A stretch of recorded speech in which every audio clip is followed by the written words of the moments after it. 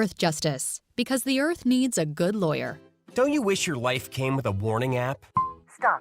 That dog does not want to be petted. A heads up before something bad happens. You should not send that text. Uh-oh.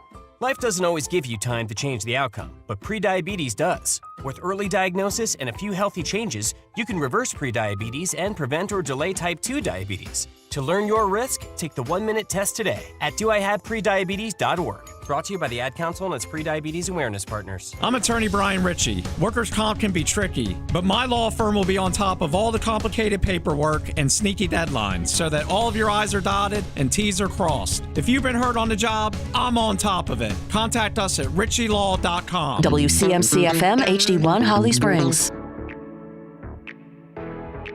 Absolutely. Counting on him to keep pushing us forward, counting on him to keep us on track. You know, there were some near misses across the board, some penalties that put us in weird situations, a couple of protection issues, you know, and one of them where he slipped and kind of put us in a bad situation. But I still feel that he's being confident out there. He's leading the group. He's getting us out there with good energy and focus. And so he'll continue to play.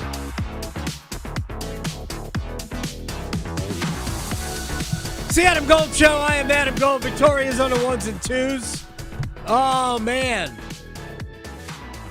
Who's confident about the rest of the season? That's what I was going to say. Yes! What? Him saying Bryce Yes! looks confident out there. No one looks confident out there. Get out of here, Dave. I'm sorry. That was Dave Canales. I'm in hockey mode. Yeah. I'm in hockey that mode. We should be in hockey mode. Yes! Or baseball mode for me. Let's go. Yeah, playoffs are here. Yeah.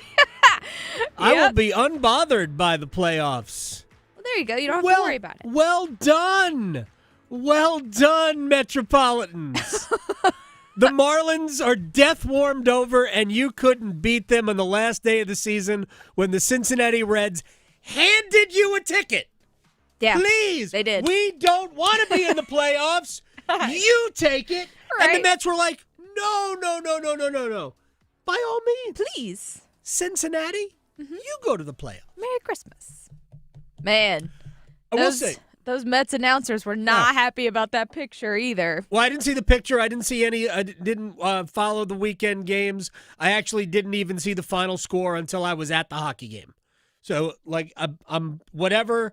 They were disappointing the second half of the year anyway. They don't deserve to be in the playoffs. I'm not even losing any sleep over it. I will say that the fact that it's Dodgers Reds in that series is making me feel nostalgic for the best era of baseball. We have incredible players today, and Shohei Ohtani is Babe Ruth to a better level, because Ruth didn't do both at a high level at the same time. He didn't. Ohtani is doing both at the highest possible level. I'm not going to get into that right now, but what I'm saying is the best era of baseball was the mid to late just the 1970s was the best era of Major League Baseball. I'll fight anybody who disagrees. Not really. My favorite era of baseball when I was a kid. I don't know. So I'm nostalgic for Dodgers Reds. I'm having all sorts of Ken Griffey Sr., Dusty Baker, Davey Lopes. I'm having all of that go through my head. So I'm looking forward. We'll talk about the playoffs tomorrow. And we'll get into the Canes today as well. The Carolina Hurricanes won a game, and I thought last night there was a ton of good things that went on, and we hope to see more of them tonight as the likes of Bradley Nadeau will play another game. And he just seems to keep, he's building. We had the bad game in game 1. We had a very good game in game 2. I thought there was a little bit of a plateau Friday in game 3. It's like sort of leveled off a little bit. But I think he took another step up yesterday. And I still think it's a 25% chance that Nadeau makes the team, but say there's a chance. So we'll get into that later on as well. But unfortunately, there's bad news. Let's get it started. Let's get it started in here. And I'm not saying it's bad news. I've got bad vibes. I didn't even mention the European Ryder Cup teams win. That's good vibes. I understand that we are Americans here, but those were incredible performances, and the Americans fought their rear ends off on Sunday to make that watchable. Not only watchable, it hung in the balance for a while. Again, we'll get to that in a little bit. All right. This is the kind of weekend that leads to coaching changes. This one we just had. This weekend will lead to coaching changes. Panthers, man, if you just watched the first drive and a half, two drives, you would have been, oh man, we're going to absolutely work the Patriots. Yeah, it was fun to be a Panther fan. For 2 drives. For 5 minutes, maybe. Not even 5. The end of the second drive was ice water in the face. I'll get to that. Final score was 42-13. Started out great. Superb opening drive for the second straight week. Great mix of run and pass, ball spread around. Bryce Young, Tommy Tremble for the touchdown. Good throw. I mean, it wasn't perfect, right? But it was efficient, effective. They looked like they knew what they were doing. I wasn't even disturbed that Ryan Fitzgerald missed the extra point. I wasn't disturbed by it at all. Then you got the ball back, right? And you're doing it again. You're moving the ball. You're at the plus 45. Everything is good. You throw a couple of incompletions. It's 3rd and 10. And I'm listening to, I guess it was Luke Kuechly doing the game with Anish Shroff and Jim Zoki. And Kuechly is talking about, it's 3rd and 10. If you can get close to the first down, then you have the decision. You can kick it, right? It'll be a long field goal, but you could certainly try it, but you could also go for it. And then they ran the damn ball. Mm-hmm. And I thought, and I swear I said this in real time, you could go back and watch the game and mark the time on your watch when they ran the ball on 3rd and 10. It was 1:28 p.m. Eastern. Is this daylight or standard time? I don't know. We'll just go Eastern time. Yeah. I don't know the difference between standard and daylight. I'll never know the difference. Just like there are like the word terrific and horrific. I never know where is it a double R or is it a double F? I have no idea. Mm-hmm. So they ran the ball on 3rd and 10. They pick up 2 yards. And I just said, way to be aggressive, Dave. Yeah. So they sent the punt team out. We'll get to the punt in a minute. What were you going to do if the play gained 5? What were you going to do? Yeah. Well, I mean, at that point, they were running the ball relatively effectively, but it wasn't like they were gashing the Patriots. What are you going to do if it gained 5? We could go for it on 4th and 5? Okay. Why not 4th and 8? You're in plus territory. Yep. What are you protecting? This is my problem with Dave Canales, and I have said this going back to last year. I have said it at times this year. Why are we afraid? Throw the damn ball. Then came the punt, and you know what happened next. Oh, yeah. And I just went, karma. Karma. Don't be afraid. He coaches scared to death. Here's Dave Canales on finishing what you start. Absolutely, and we have to be able to finish. We have to execute together. we have to keep our foot on the gas and, to come away with nothing on a lot of those drives, and even the long field goal, just trying to find, a positive play to get closer, instead of having to take those long attempts. And they executed the finish of the drives better than we did today. All right, now Dave is going to give the overall assessment of the game. Yeah, I think first and foremost, just giving a lot of credit to the New England Patriots for being ready. All three phases we got beat today. Big plays on special teams unit, big plays on defense, offensively sputtering out in the high red area, in the fringe area with a bunch of first downs and some good things early on third down. We have to be able to finish drives. We have to be able to eliminate the penalties and put ourselves in position to come away with points collectively. Like this is just, this is a game where I got to look at everything that we're doing and make sure I'm doing the right things to prepare our team. All right. If you watch that game and your takeaway is that the Patriots were better than us in every phase, you're a dope. Because that did ultimately happen statistically, but it was after the fact. You have to be better. They do not look prepared. And again, I go back to this. What are you afraid of? Canales calls plays like he is scared of the outcome. This is not a playoff team. It wasn't a playoff team last year. And he is terrified to see a mistake. Let him screw it up. Do the right thing. He is so, he is so overwhelmed. And it's so obvious that he does not know what he is doing. And he just doesn't know which way's up. I texted a friend on Sunday, right after the punt return for the score. And this is probably the wrong word, but it's the only word that came into my brain as I was voice texting. I said, Canales is a loser. Wrong term, because I don't believe he is. And I said this last week, the week before, actually. I said, I believe that in time he might be a good head coach. I mean, I would never rule it out. Sure. Pete Carroll was not a good head coach at first.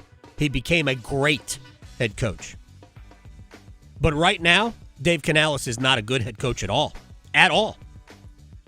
And again, he coaches like he's scared.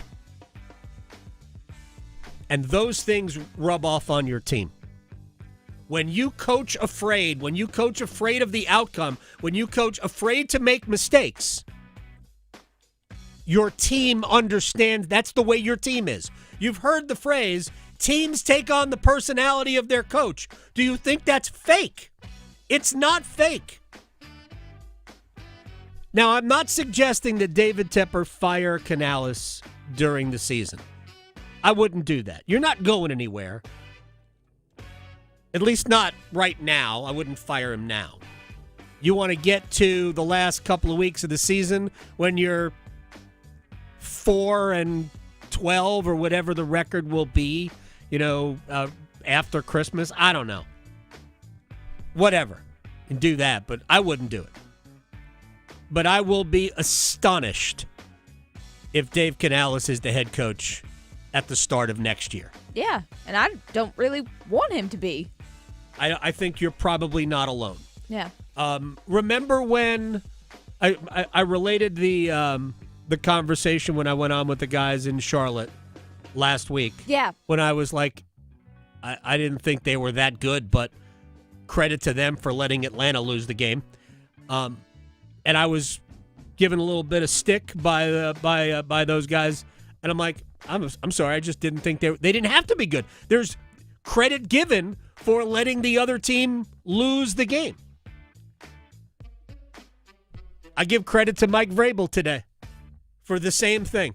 Let the Panthers be the Panthers. Mm-hmm. And the Panthers came through for New England. And he's celebrating yesterday with carrot cake.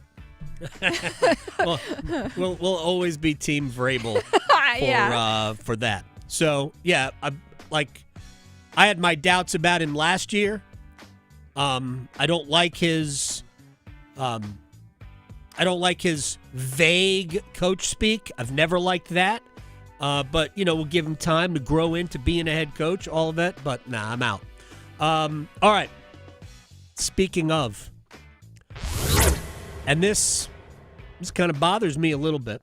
Actually, a lot. I wasn't put off by State's loss last week at Duke. I wasn't. I think the Blue Devils are good, which I think they proved Saturday. I think the Pack were giving Duke the business until the pick six right before the end of the first half, which completely changed the game.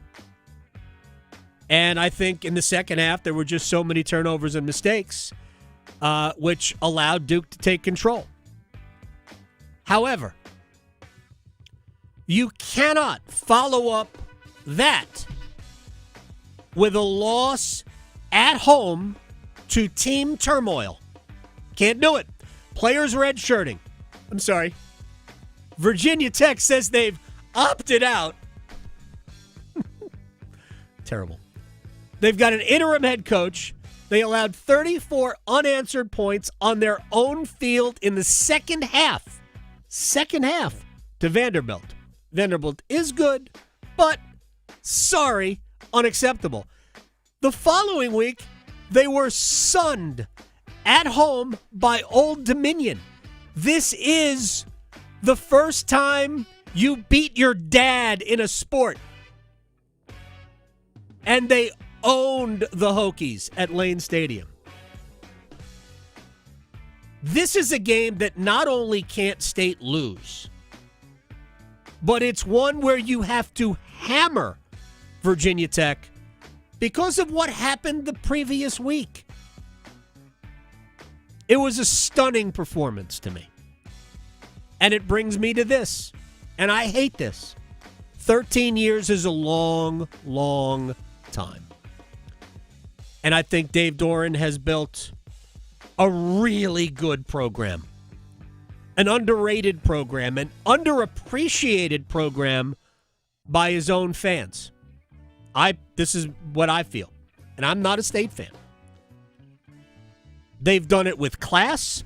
They've established an incredible culture in Raleigh, but they just haven't won enough. I've said this consistently over the years. They have done everything but win that game. Everything. And it's time.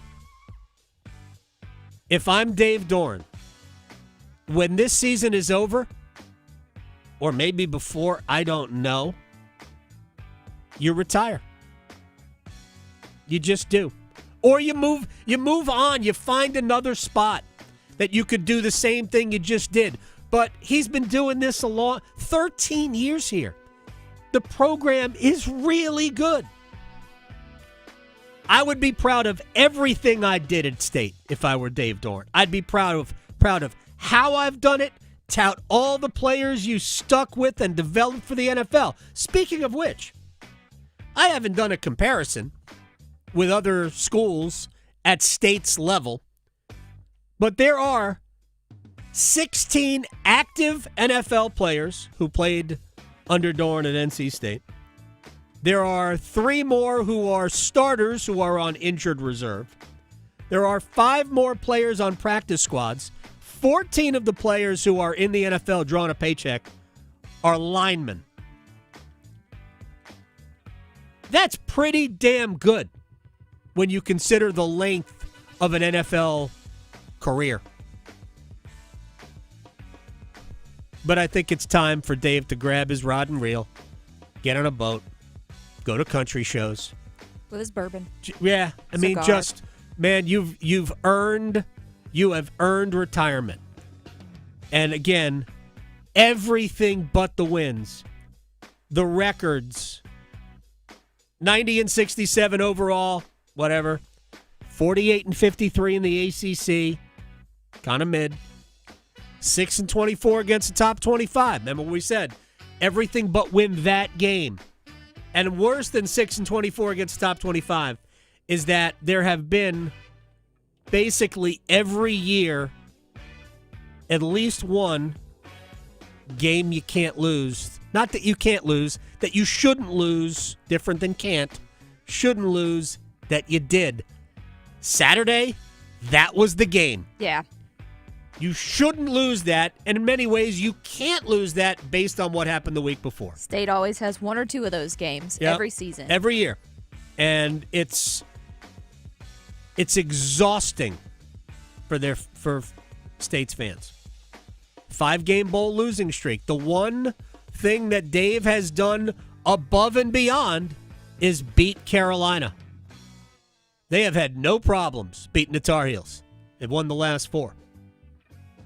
They'll probably beat them again this year. I hope Dave's the head coach for that game. Yeah. I'm serious. I hope Dave that nothing happens. I hope he coaches the year out, and then I hope that Dave says, I've had a good run. I'm going to let somebody else take it from here. Because I know State fans are mad, and I get it. I am not saying you shouldn't be mad. This team should have been a game, let's just say, one game better each year. One. The one they just lost is the one you really can't lose. Mm-hmm. And I know the back half of the schedule is hard, and because of their track record against top 25 teams, I wouldn't expect them to win the games against the ranked opponents, and they've got some ranked opponents on the schedule. It was a frustrating loss. Because you also had the lead late. You did. You had it. It was, 21-20? And then, you led for what? What did you do? Yeah. So, too bad. But I get it. I get State fan. I'm not. You're not crazy. You're not crazy. Like, shouldn't say that. You're all crazy. Yeah, but what you're seeing isn't. But that doesn't mean you're wrong. But I mean that about Carolina fans and Duke fans too. Yeah. So anyway, hey, let me just quickly mention Duke dog walked Syracuse. They still had a few issues defensively. They allowed over 300 yards to the Orange, but I do think the Orange are more than just the quarterback that got hurt against Clemson. The Orange were good in other ways against the Tigers. So I get, it was up there, you give up 300 yards in offense. But Duke piled up 500 yards in offense. They made tons of big plays. They're good. Yeah. They're good. It'll be interesting to see. I ain't going to stay awake for it. Next Saturday night at 10:30. Oh. Gosh, why? What? Gosh, do that to me. Yeah. So, at 10:30. Yikes. Duke at Cal combined no losses in the conference. All right. I'll get into the Ryder Cup later. We'll get into the issues with the fans at Bethpage Black. The better team won. The team that deserved to win won. But, man, they kept our attention Sunday. They kept your attention. I got up real quick. I was driving back from Greenville, South Carolina, where my son was playing soccer. And we had the hockey game last night at the arena. I sat in the parking lot for 1 hour staring at my phone watching the Ryder Cup. Been there. 1 hour. Did not move. Right. I was like, the phone like behind the steering wheel. I'm just staring at it. Oh, did you have some snacks? No snacks. No snacks. It was riveting stuff. Yeah. Because there was a time where it looked like the United States was going to win. I thought they could win. Not that they were going to win. I thought Europe needs a half point here somewhere. I don't know where they're going to get it. As it turns out, they got it from Shane Lowry, who won the last hole to have his match with Russell Henley. And then they had some other half matches. Ended up being 15-13, but Sunday was awesome. Great theater. All right, when we come back, Will Brinson, senior NFL writer, CBSSports.com. I'm sure there were other things that happened. We had a tie. Yeah, yesterday. That game was nuts. A tie. It didn't want to end. Well, You talk about special teams being the difference in the NFL. It was a special teams. It's been a special teams season, which that's fine. It's one of the 3 phases of the game. Will Brinson next. Delivering more hits than the Canes forecheck. Shoot, he scores! The Adam Gold Show on the North Carolina Sports Network. Pack Therapy is in session, thanks to First Horizon Bank. It's Tim Donnelly from 99.9 The Fan, alongside legendary Wolfpack play caller Mike Glennon. Every episode of Pack Therapy is your chance to get dialed in with inside information on your team. We'll set you up for every Wolfpack game all season long. And we'll break down every contest, what went right and what could have worked better. Plus, special guests to keep Wolfpack hope alive. Follow and subscribe to Pack Therapy wherever you discover your favorite podcasts, and watch every episode on YouTube. Do Crohn's disease or ulcerative colitis symptoms keep coming back? Tremfya, guselkumab, may help, with rapid remission achieved at 12 weeks and lasting clinical remission at 1 year. Some even saw visible improvement of their intestinal lining at 12 weeks and 1 year. Tremfya is a prescription medicine used to treat adults with moderately to severely active Crohn's disease and adults with moderately to severely active ulcerative colitis. Serious allergic reactions and increased risk of infections and liver problems may occur. Before treatment, your doctor should check you for infections and tuberculosis. Tell your doctor if you have an infection, flu-like symptoms, or if you need a vaccine. Healing is possible with Tremfya. Approximately 3 out of 10 patients were in endoscopic remission at 1 year, based on areas visualized on colonoscopy, which may not represent the deeper bowel layer or entire GI tract. Individual results may vary. Ask your doctor about Tremfya today. Call 1-800-526-7736 to learn more or visit tremfyaradio.com. I'm still going for it, even with higher stroke risk from atrial fibrillation, an irregular heartbeat not caused by a heart valve problem. Over a 3-year study, Eliquis apixaban tablets reduce stroke risk better than warfarin, and over 97% of Eliquis patients did not experience a stroke. A first stroke occurred in 2.9% of warfarin patients versus 2.3% of Eliquis patients. Don't stop prescription Eliquis without asking your doctor. Stroke risk may increase. Eliquis can cause serious and potentially fatal bleeding. Don't take if you have an artificial heart valve, abnormal bleeding, or antiphospholipid syndrome. While taking, you may bruise more easily or bleed longer. A spinal injection increases blood clot risk, which may cause paralysis. Get medical help right away for unexpected bleeding or bruising, or back pain, tingling, numbness, muscle weakness, or incontinence. Aspirin products, NSAIDs, SSRIs, SNRIs, and blood thinners increase bleeding risk. Tell your doctor about planned medical or dental procedures. Learn more at Eliquis.com or call 1-855-ELIQUIS. I'm Dr. Miller, a dentist and a volunteer for Dental Lifeline Network. DLN is a nonprofit that has helped me literally change the lives of people in my community through the Donated Dental Services program. DLN asks dentists to volunteer to see just one of the many patients in need each year. If you're a dentist or know a dentist, please share this information. Like me, they can make a real difference in someone's life. DLN makes it easy. Go to willyouseeone.org to learn more. That's willyouseeone.org. With Progressive's Name Your Price tool, you get coverage options based on how much you want to pay for car insurance. And then you decide how to spend the rest of your money, because you're in charge. Today, you're going to pay down your credit card bill. But you decide when you'll pay it. Before the due date, so those interest charges don't get you. But you decide if you pay it in full. But you definitely should, because again, interest charges. With Progressive's Name Your Price tool, we'll help you find coverage at a fair price. And then you're in charge. Progressive Casualty Insurance Company and affiliates. Not available in all states. Price and coverage match limited by state law. Stay informed with The Rundown, the daily newsletter from High School OT that delivers the most important high school sports news and insights straight to your inbox. Brought to you by High School OT and powered by our sponsor, First Carolina Bank. Subscribe to The Rundown at highschoolot.com.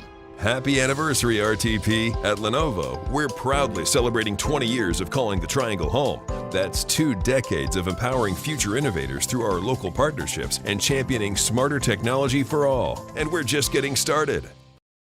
This is Adam Gold. 80-second mark, I scream in the booth. I screamed in the booth. Why the heck is he still on the ice? Did you say it in Finnish? I should have. Yes. No, he wouldn't. He curses in English. He does. All right, 2 seconds later, he scored. Yes. And I went, oh, that's why. That's why. The Adam Gold Show.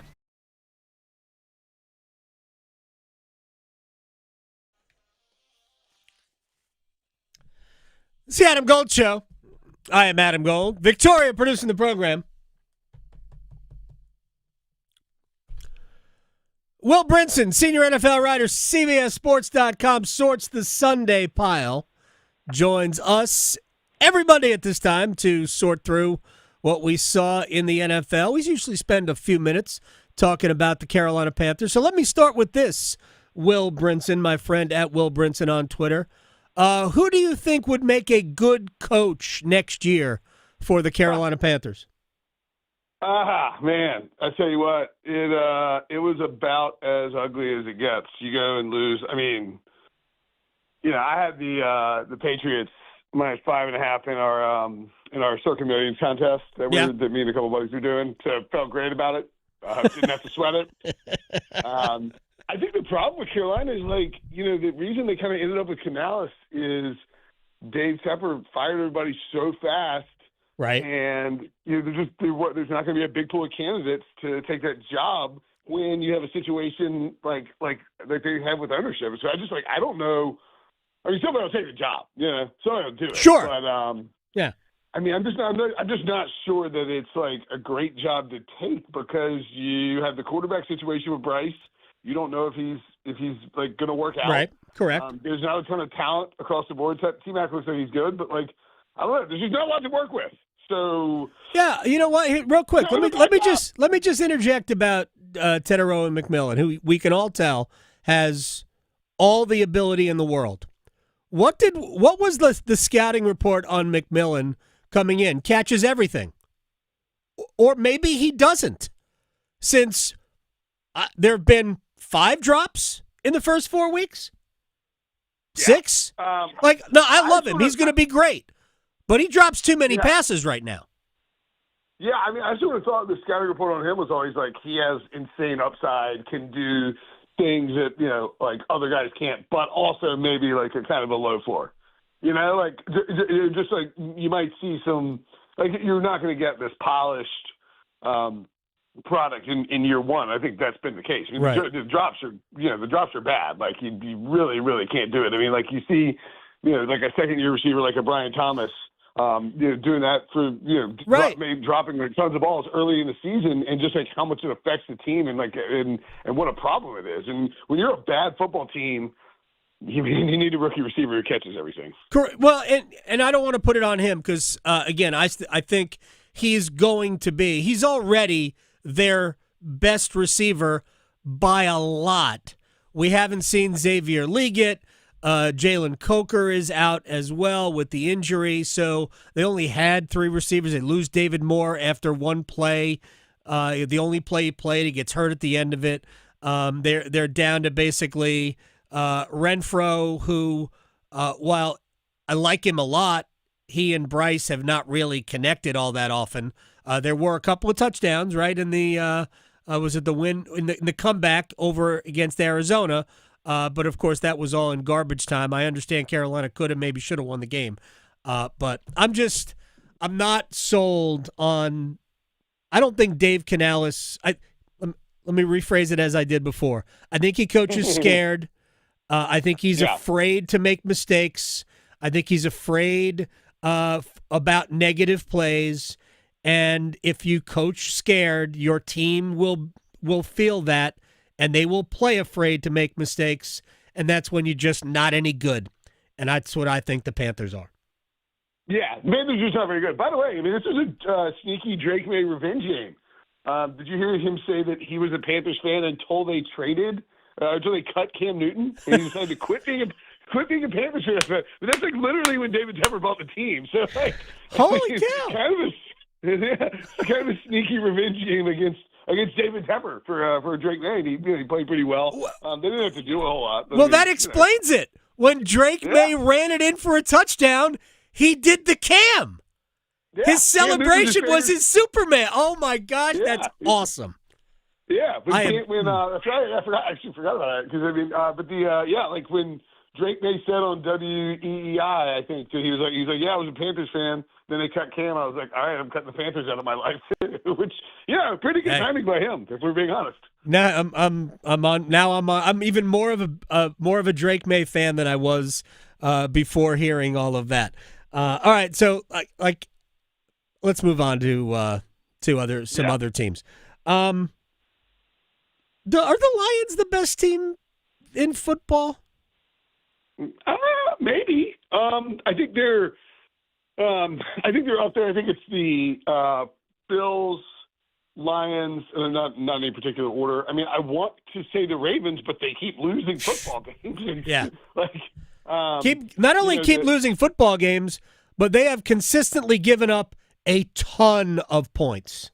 They cannot. Their defense is so bad right now. Yes. I think for me, and I mean, again, this is it's a little fluid, and I realize that the Chargers just lost, but I put the Chargers in this group, this top tier group. The Chargers, the Rams, the Eagles, the Bills, the Lions, the Packers are trying their hardest to get out of that group.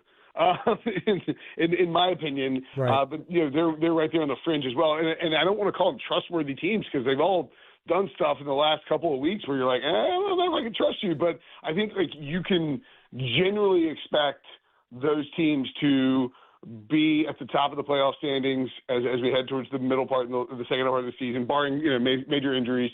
And I think that they're a little trustworthy. You kind of know who you know who they are. And I mean, the Lions, it looked like were going to be a disaster after the first week of the season, and they've been an absolute truck in weeks 2, 3, and 4, and they're taking care of bad teams. They're scoring tons of points. They look like one of the best teams in football. So yeah, I mean, I think they're one of those top 5, 6, 7 teams that I buy into. A month into the season. I think it's acceptable to lose on the road at a team as good as Green Bay is, and I think Green Bay is among the best teams in the game as well. I don't know how you get. Well, I mean, Dallas has got a great offense even without CeeDee Lamb. So I was a little disappointed in the way Green Bay just could not stop the Cowboys when they had to. Yeah. But Dallas's offense is great, and maybe the Packers shouldn't have been in that situation, and they weren't until having the extra point blocked and run back for 2 points, and now all of a sudden Dallas is awake. It's been a special teams season so far.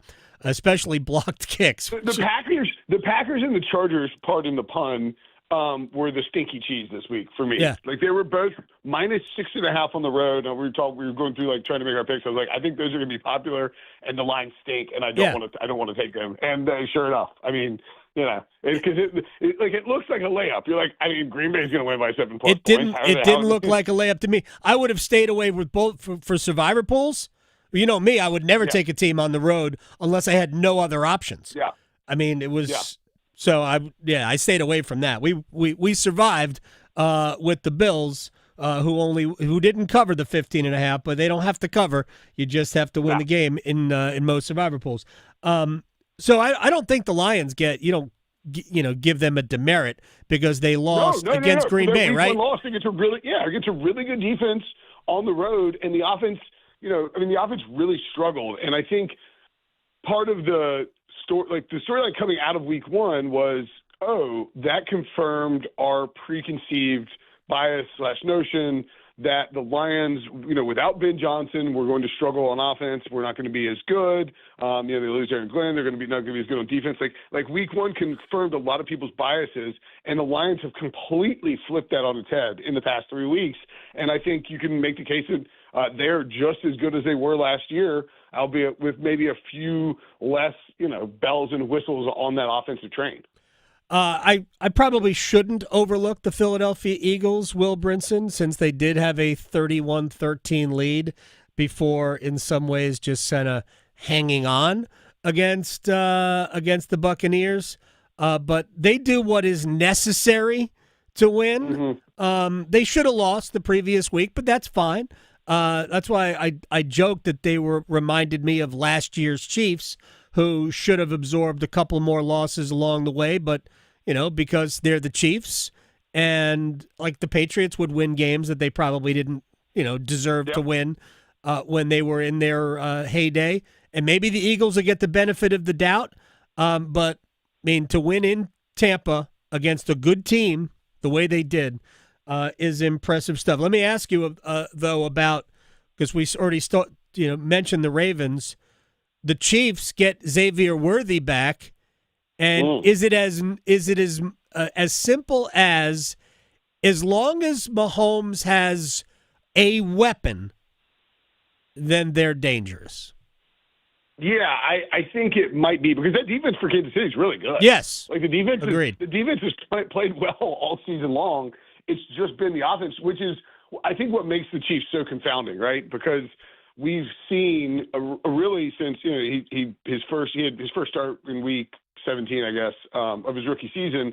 Mahomes played pretty well against the Broncos, and then it was just just a plane taking off, and it's just been cruising altitude ever since. Now, I mean, they've had some down seasons in recent years, but maybe not as explosive offensively. And down seasons, I just mean on offense. Right. I think this year just the lack of weapons. Like Travis Kelce is older. Worthy gets hurt on the first play and or the third play from scrimmage in week one, and he misses time. I mean, Tyquan Thornton's been their number one receiver, and Hollywood Brown. He just needs weapons, and I think that is the case. And I would say that once Rashee Rice gets back, this offense can look like what we thought it might really look like. And I wouldn't be shocked at all if the Chiefs kind of put up a lot of points once he gets back, because he does so much underneath that opens everything up. And now, because Thornton played so well, they kind of have a couple of weapons all of a sudden. Yes. And I think that was you can't go to 1-3.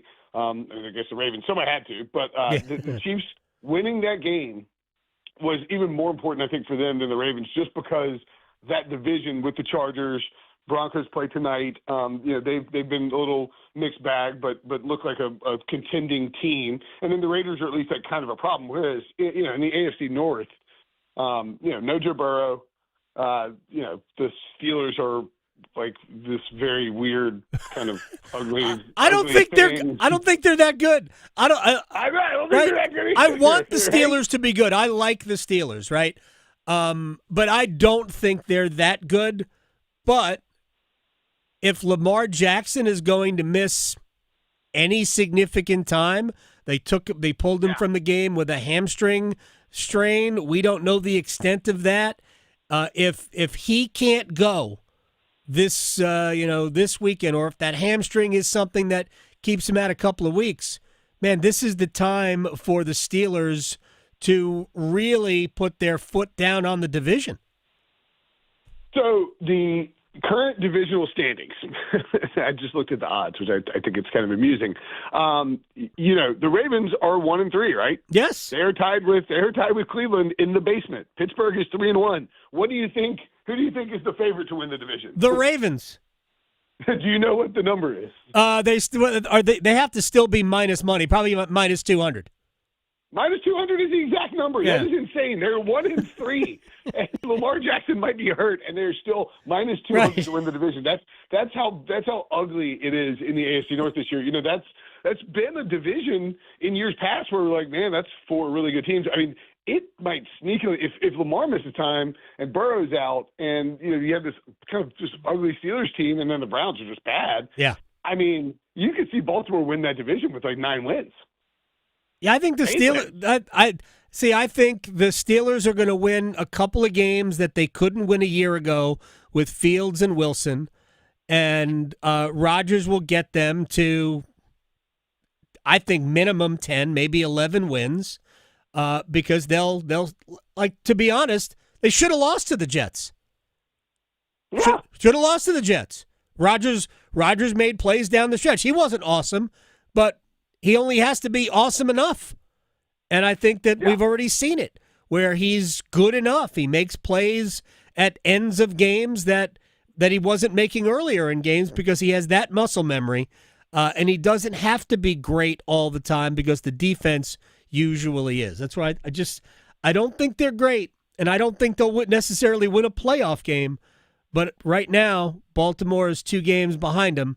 They'll probably need to sweep Pittsburgh to make the playoffs. For sure. Yeah. For sure. And to the Lamar point, if Lamar's hamstring is a thing that lingers for the Ravens over the course of the season, that's just how you end up with a lost season. Because I mean, this is obviously multiple MVP winner, superstar, incredible athlete, but hamstring injury for Lamar Jackson feels like, for anybody, hamstring injury is bad. But for Lamar in particular, just because of how he can win and how he can beat you, that feels like, in an even worse situation for a Baltimore team that, really has to figure something out on defense. Like this, it's the injuries, I understand, are a problem, but they cannot stop anybody. They've given up 30 points every game.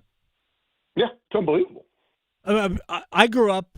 It's funny because I was a full-blown adult when the Ravens came into existence. But the Ravens Ravens have always had elite defenses, and now they cannot stop traffic. So, hey, that's the modern National Football League. Will Brinson, senior NFL writer, CBSSports.com. My friend, I appreciate your time.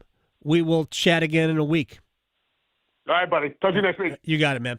Will Brinson here on the Adam Gold Show. When we come back, one-timers. Oh, boy.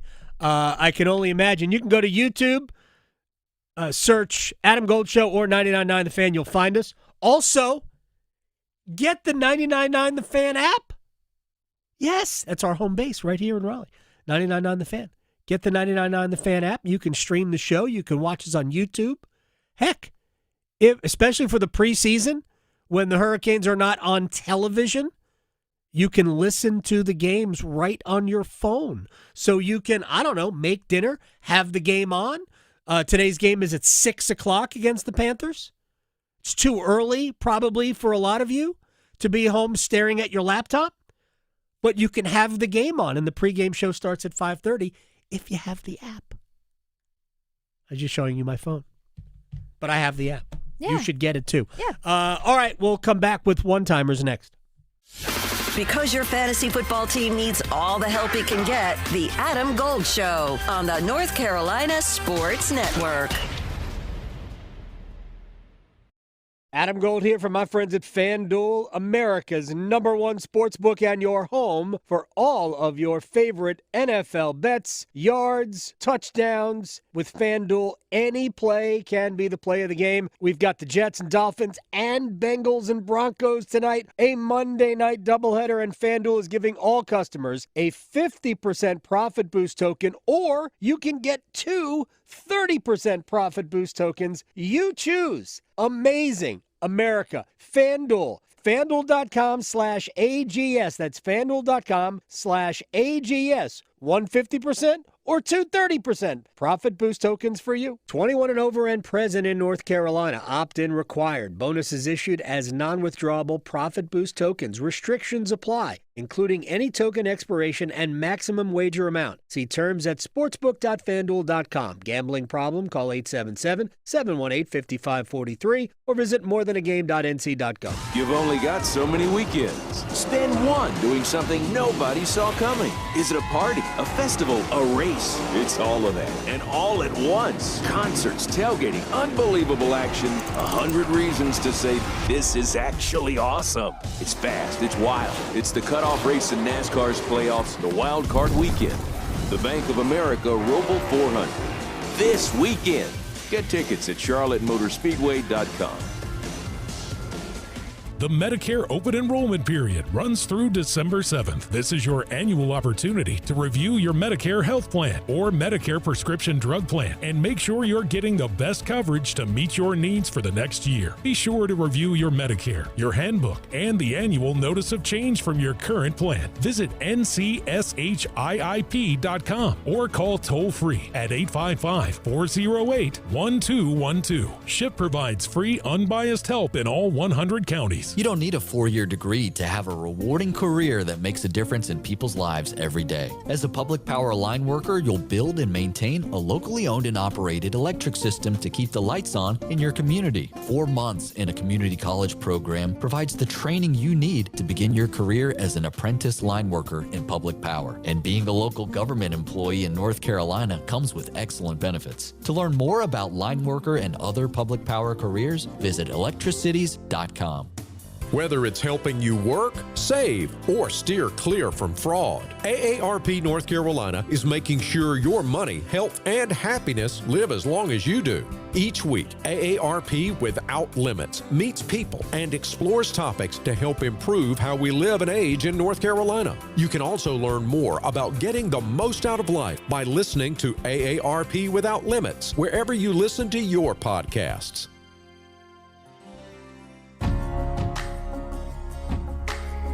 As a school nurse, I feel like we're really that contact for the schools between the Department of Public Health and what goes on in the school system. The face of the Department of Public Health in our school is our nurse, Nurse Emma. All the communication that she was receiving and direction she was receiving, she made sure to communicate with us and be a wonderful partner with us. These kids need their routines. NC Public Health. Everywhere. Every day. Everyone. For North Carolina high school seniors, the countdown to college is on. And at CFNC, we've got all the resources and information needed to get you on campus next year. Take College Application Week, for example. Did you know you can apply for free at many North Carolina colleges from October 20th through October 26th? Sure can. Don't miss the opportunity to save some money applying to college. And for more help, visit cfnc.org/C2C. This is Adam Gold. Steve Bettman take all that time to walk out, then to see the pick, bro hug no less than 20 guys on his way up there. And then this draft house, they just move this wall like the Price is Right. I don't know. It's a showcase showdown back there. I know. That would be great. So we should spin a wheel, yeah, right? Exactly. The Adam Gold Show.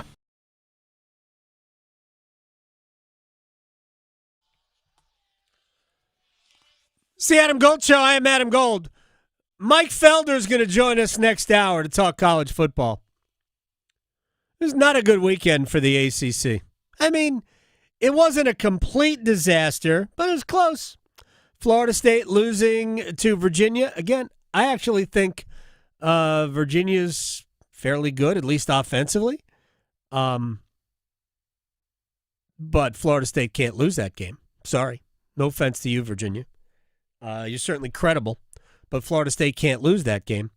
And now, if Miami is truly that team, Florida State will be sitting around with 2 losses with the rest of the season to go, meaning they can't lose again. 2-loss Florida State with a win over Alabama probably makes the playoff. But if they lose this week, and it's this weekend, if they lose the game to the Hurricanes, Florida State has no more room for error at all.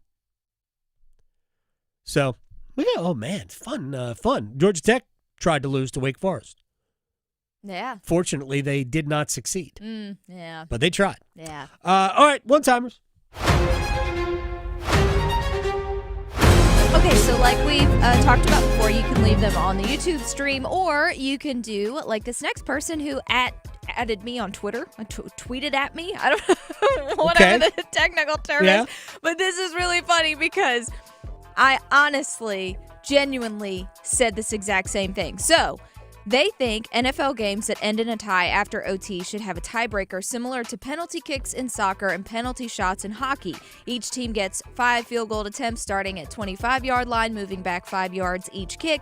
What do you say about that idea? I literally said this last night, that there should be like a kickoff. Here's my question. What's wrong with the tie? Yeah, no, it's just like unfinished business. It feels dirty. Okay, I see. I'm not against the tie in any sport. Yeah. I'm not against the tie in hockey. I hate the penalty. I hate the shootout in hockey. Yeah, it's just I'm okay. I'm okay with what. Oh, tie. Yeah. We'll live. Yeah. We'll all live. We lived for years with ties in the NHL. It was just part of the game. I'd be okay with a tie in baseball. I'm okay with a tie in any sport. Yeah. But gosh, I have a hard again, I don't like the penalty shootout in hockey. I don't know. Do I want it to come down to the kickers? Yeah, see, and my brain was already in hockey because I'm like, why don't we have just like a second OT? Like just keep this going until someone doesn't score. If we have to have an outcome, seriously, if we have to have an outcome, just extend the game. Like, I know guys will die, but you've already given everybody 2 possessions, right? Green Bay tied the game with a field goal at the buzzer. 1 second left. Yeah. What are you doing? How many timeouts you taking with you? So, although I guess they were done with timeouts at that point. But just toss the coin, and all right, now it's sudden death. If you win the toss and you get the ball and you score, it's over. We've already done. Like, I'd be willing to do that, but I'm also okay with a tie. Sorry. Yeah. Well, sorry. Moving on to William. He said, "Happy Monday, Victoria and Gold. Should Canales give up play calling and focus on being a head coach?" I think he should give up play calling and focus on being a great dad and a husband and a grill master. Yeah. That's what I think he should do. Maybe take give up the whole coaching thing. Yeah. Just be a grill master. Well, there you go. This one, next up. But yes, he should give up play calling. Who is the leader on this team? This team being the Panthers, coach or player. I feel like we don't have someone that can light a fire on the sidelines. Someone like Cam, Luke.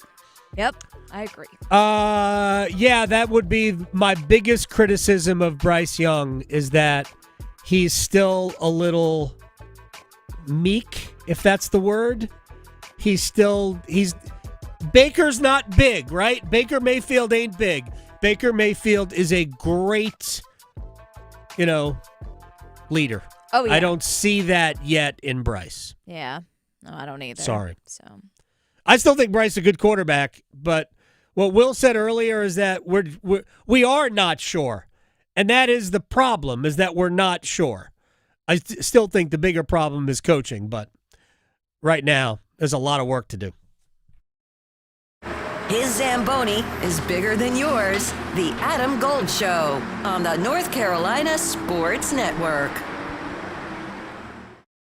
Hey, it's Adam Gold, and as the Carolina Hurricanes shoot for their 8th consecutive playoff appearance, that's right, 8 in a row, that's not the goal, I should remind you. The goal is being, as Rod Brindamore likes to say, the last team standing. What do they need? Who will get them there? You know where you can find the answers on every episode of the Canes Corner podcast, live on YouTube after games, and wherever you get your podcast. Rate, subscribe, like, share, tell your friends.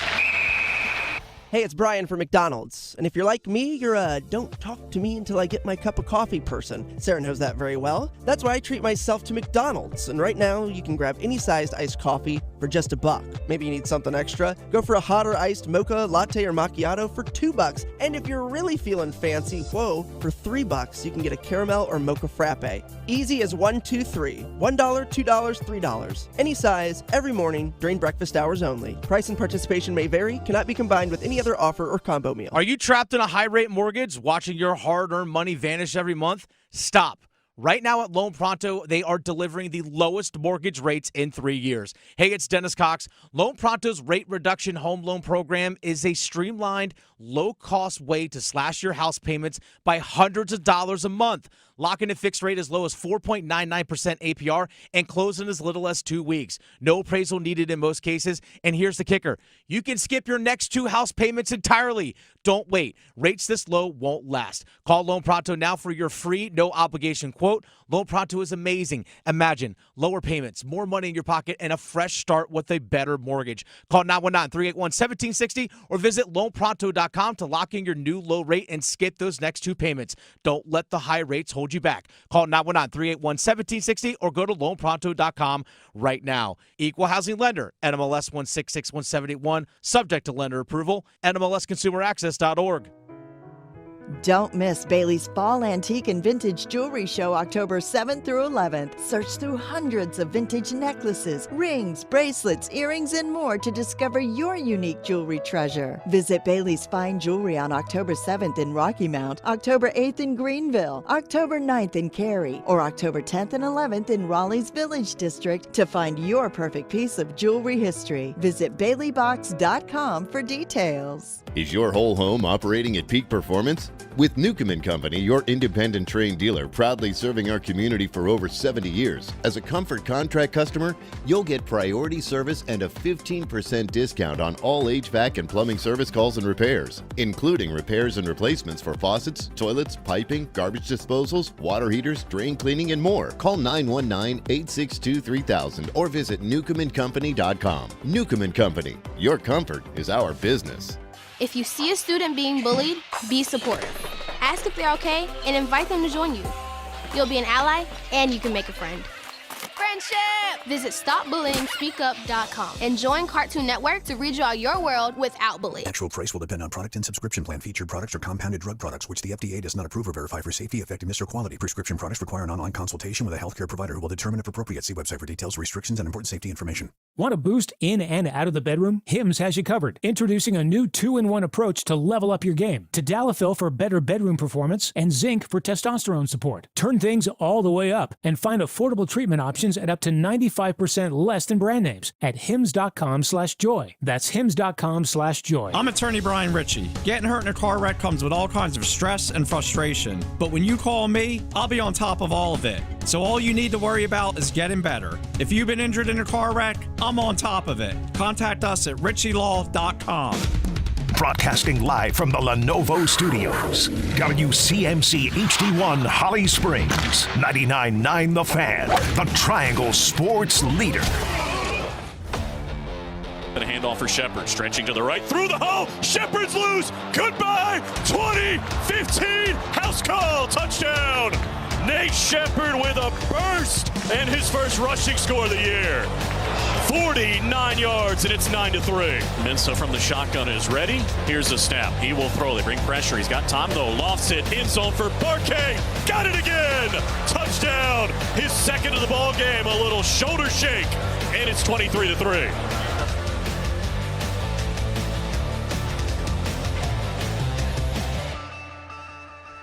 It's the Adam Gold Show. I am Adam Gold. Victoria on the ones and twos. Mike Felder is going to join us in 20 minutes. Talk college football with It's Felder. Get into the Tar Heels. Off week. Clemson coming up. Find out what he thinks about the Tigers, who have been not even... There's nobody in second place among the most disappointing teams in the country to Clemson this year. We'll talk about that. Talk about the Wolfpack, the Blue Devils. Got a lot of stuff. Talk about with Michael Felder. That comes your way in 20 minutes, maybe a shade less. This would be a good time if you've got something on your mind, especially as it pertains to either the Carolina Panthers or the NC State Wolfpack, and it might very well be the same thing on your mind.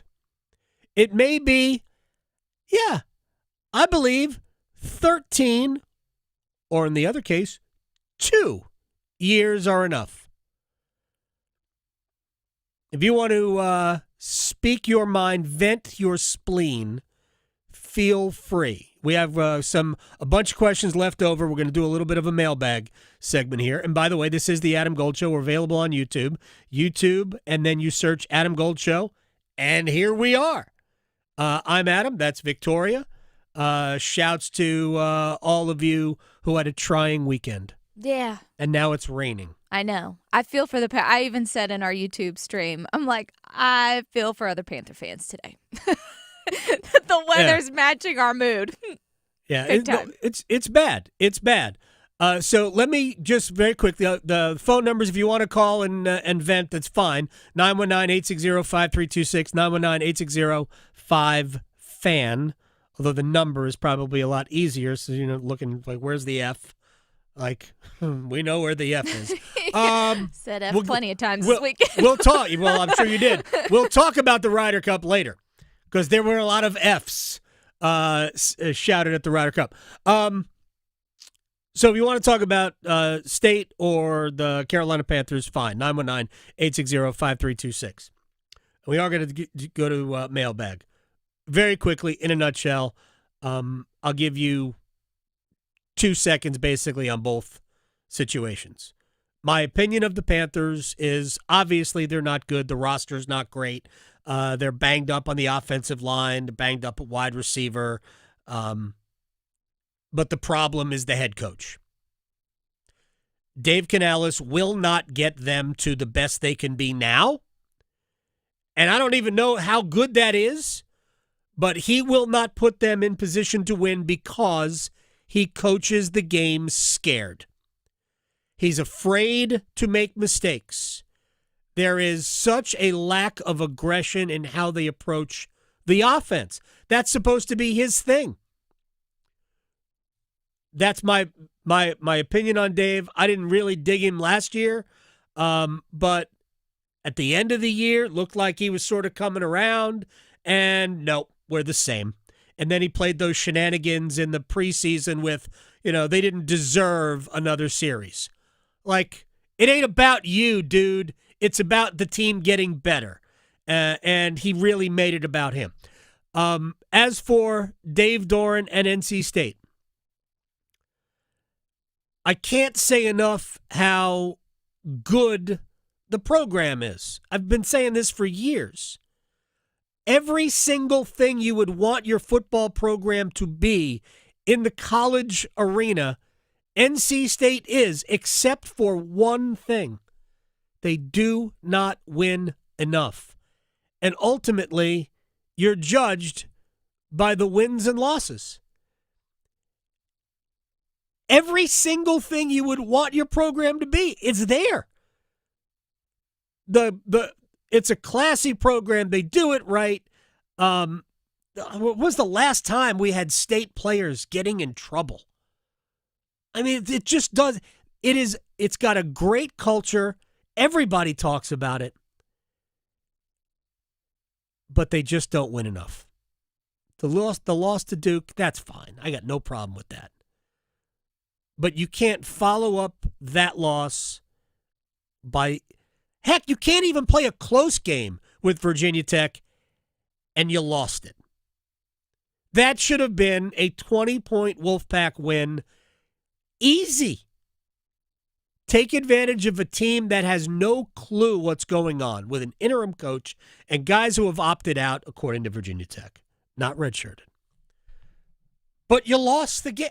You can't lose that game. So, 919-860-5326 if you want. Right now, it's a mailbag. You've got mail. I love that part. Some people have no idea. So you like the "You've Got Mail" part. I like the music coming in. That's why I made it. It checks both of our boxes with our little mailbag segment. So, kicking off where we left off, Jeremy, for the Panthers, why aren't they giving Chuba more carries? I agree, Jeremy. He needs 20-plus carries a game to get the effects the team needs, but Canales is rotating back in his place like an NBA game. Why? I know. I agree. All right. They signed Dowdle. That's why. I mean, I understand that sounds weird. They signed Dowdle, so they want him to get carries too. But I agree. It should be Chuba. He's your better running back.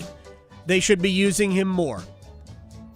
But they signed him, so they don't want to act like they've wasted the money. Here's my argument to this whole thing. What you could have done, if you knew you were going to draft Trevor Etienne, who might be the running back of the future, then maybe Dowdle wasn't the greatest idea. I don't know. But he was also a 1,000-yard runner last year. But if I were going to do that, you know what I would do? It's going to sound weird.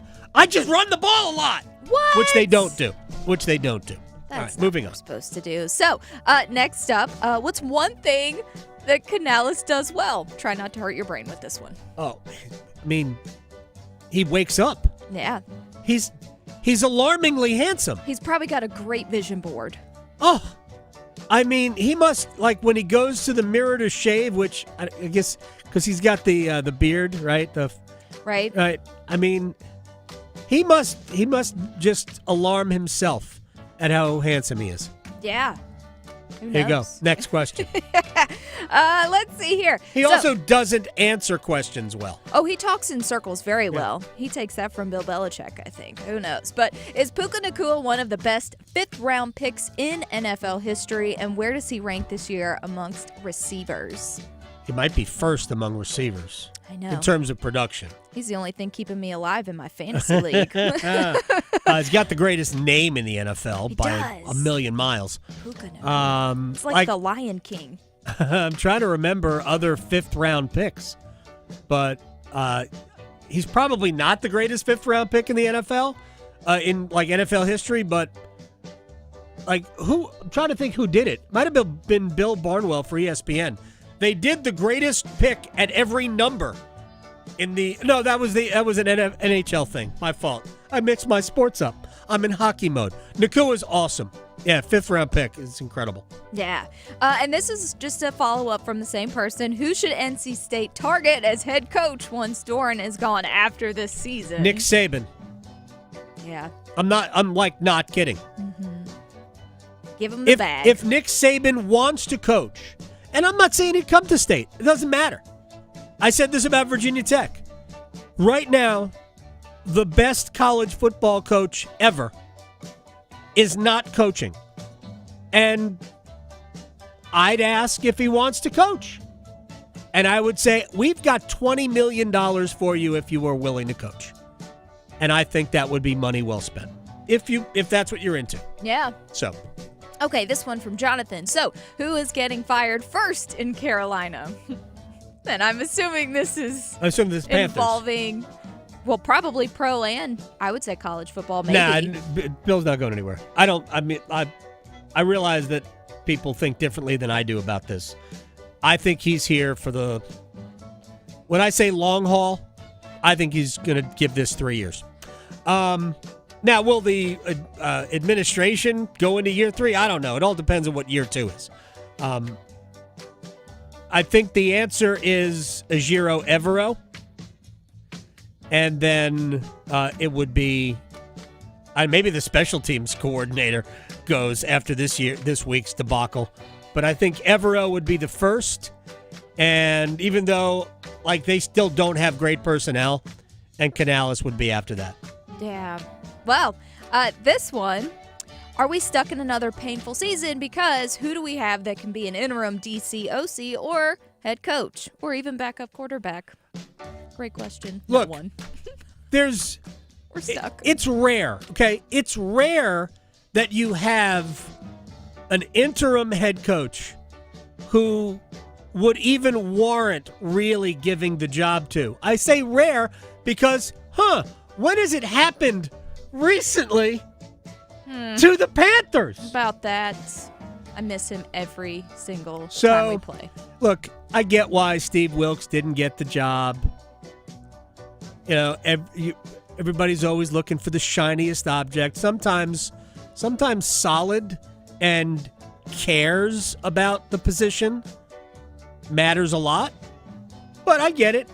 Steve Wilkes. It wasn't like they were, 9-3, or they were 6-6 under Wilkes. Yeah, but he's still the most winningest coach that we've had. So problem is really in the owner's box. But although I'm not going to bang David Tepper for this, but we'll see what happens. I mean, he might be the reason why Dave Canales was the best available candidate. And I think that's what Will said before, Will Brinson, who joined us last hour. That's what he said, and which is actually a very good point. And if you fire your coach after 2 years, which they clearly should do, does it become harder to get the next coach? I think the right candidate will accept the job. I don't think people are going to go, I don't want to become an NFL head coach if it's Carolina. No, man. Even if you're mediocre, get the next job. Like I said before about Canales, I wouldn't be completely shocked if down the road he's a good coach. He just isn't now. Not with the Panthers. Yeah, no, and I'm not saying it's about the personnel for him. I think it's about him. But you learn from your head coaching stints. You learn how to be a head coach. And right now, he's got a lot of learning to do. So, next. Yes, he does. Next up, so how about hiring Super Bowl winning coach Doug Peterson to be the head coach of the Panthers? I mean, that's fine. He did win a Super Bowl. There's no doubt about that. He was brought to Jacksonville to turn them around, and we see how good how well that worked. Liam Cohen is the new head coach there. I think Peterson's a good coach. He's certainly been there and done that. So I don't think he's necessarily a long-term answer, but he would be better than the current head coach. Yeah. Okay, well, last up, unless anyone has any other ones that they want to put in our YouTube stream or at me on Twitter, we've got from Micah, hot take, Giovanni Smith is a better 13th forward than Jankowski. His grit is more useful than Jankowski's, quote, penalty killing. Interesting question, but to me, Giovanni Smith is down the list of players who Carolina would add to their team. I think it would be Kevin LeBanc before Giovanni Smith. I know Giovanni Smith has been in 2 fights and he has a goal, but I think LeBanc's been the better player. I think Mark Jankowski as a center and a guy who can finish and kill penalties, I still think is better than the other guys. We just haven't seen him play in the preseason because he's been injured. So I still think that Mark Jankowski is a better option than those other players. But I think the last 2 preseason games are going to carry more intrigue than any other preseason games that the Hurricanes have played in the last 7 years. Because I still think that the head coach is pondering, what do we do with Bradley Nadeau? Look, not even kidding. I still put it at 25%, no better than that. Right, as we sit here today, that Nadeau is on the team when we start. All right, throw me another couple, but I still think Nadeau has a chance. And again, Kevin LeBanc would be the next best forward.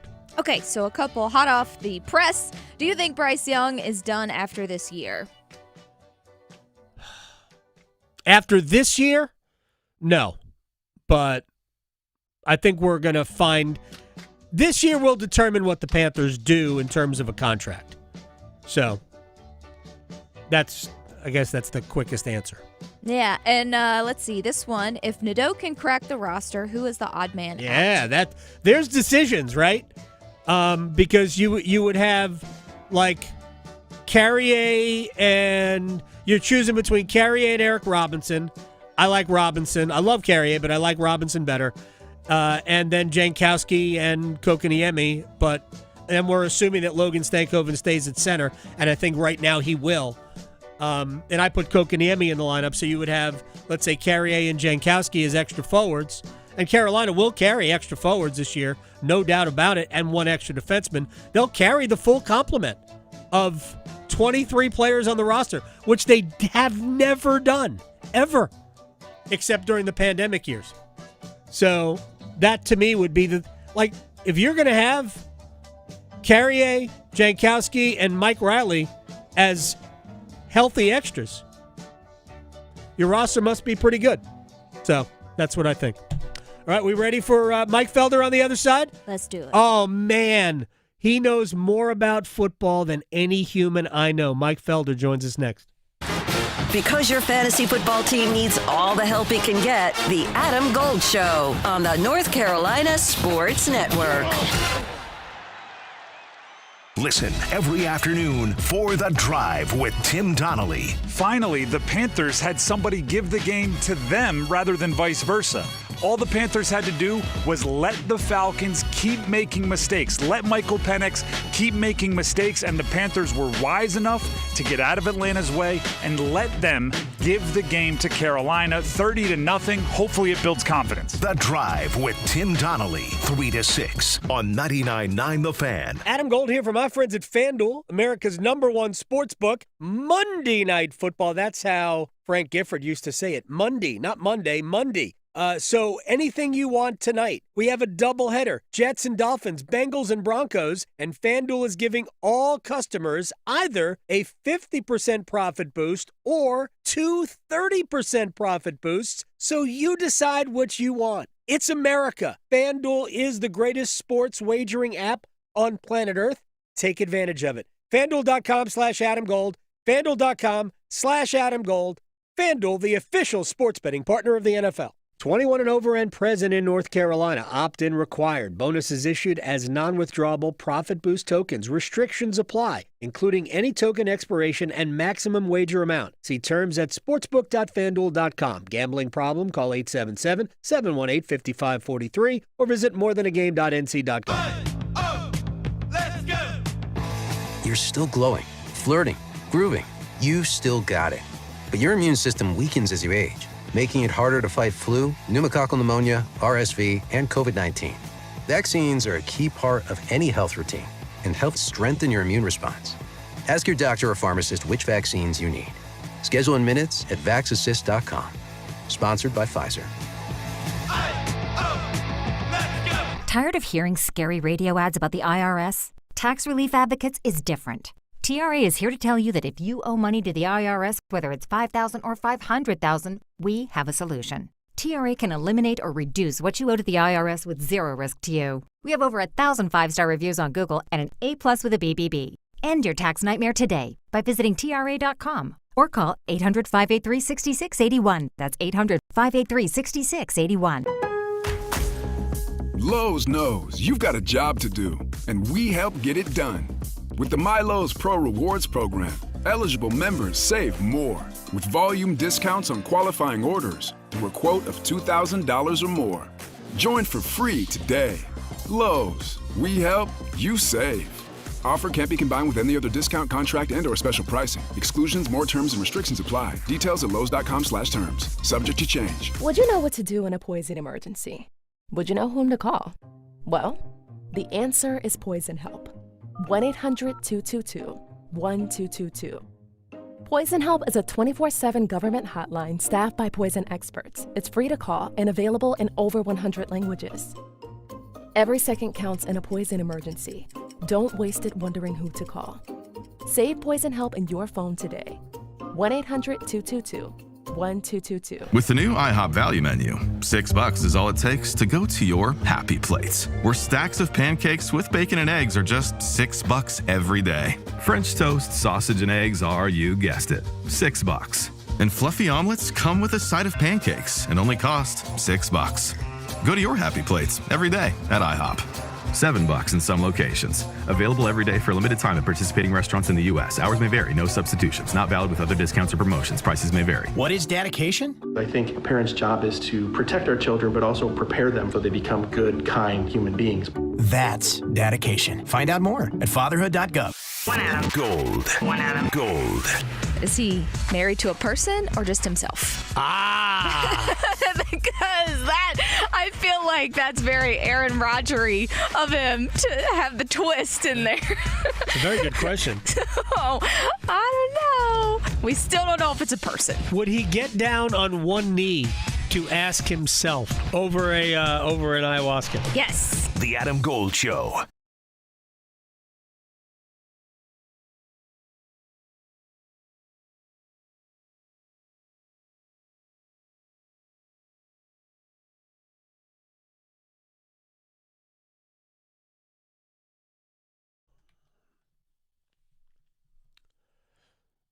It's the Adam Gold Show. I am Adam Gold. Mike Felder in a matter of moments. Real quick, Hurricanes game tonight. They finally won a hockey game in the preseason. Doesn't really matter. The outcomes are irrelevant. How you play matters. I thought they played very well last night. I thought they played very well Wednesday night. Just somehow inexplicably lost the game. And they've had a series of very good performances from players who needed to have good ones. And we're talking about one of the potential guys to rise up and make a roster in Bradley Nadeau, first-round pick in 2023. Incidentally, a second-round pick that same year, has been a pretty good player. He's not going to make the team this year, Felix Ungersorum, but he has put himself in position to maybe go back to Chicago, have a good year there, and see what happens. Charles Alexis Legault, who was a fifth-round pick in the 2023 draft, I don't think is going to make the team. I think he's been good, but not to the point where he's got to be on the roster or puts himself in that position.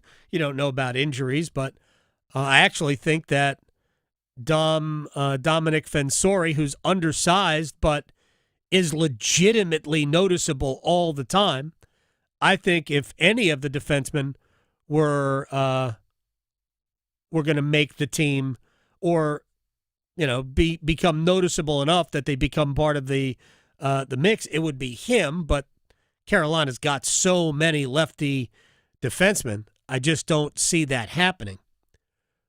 But it's been an interesting training camp. It's been an interesting preseason.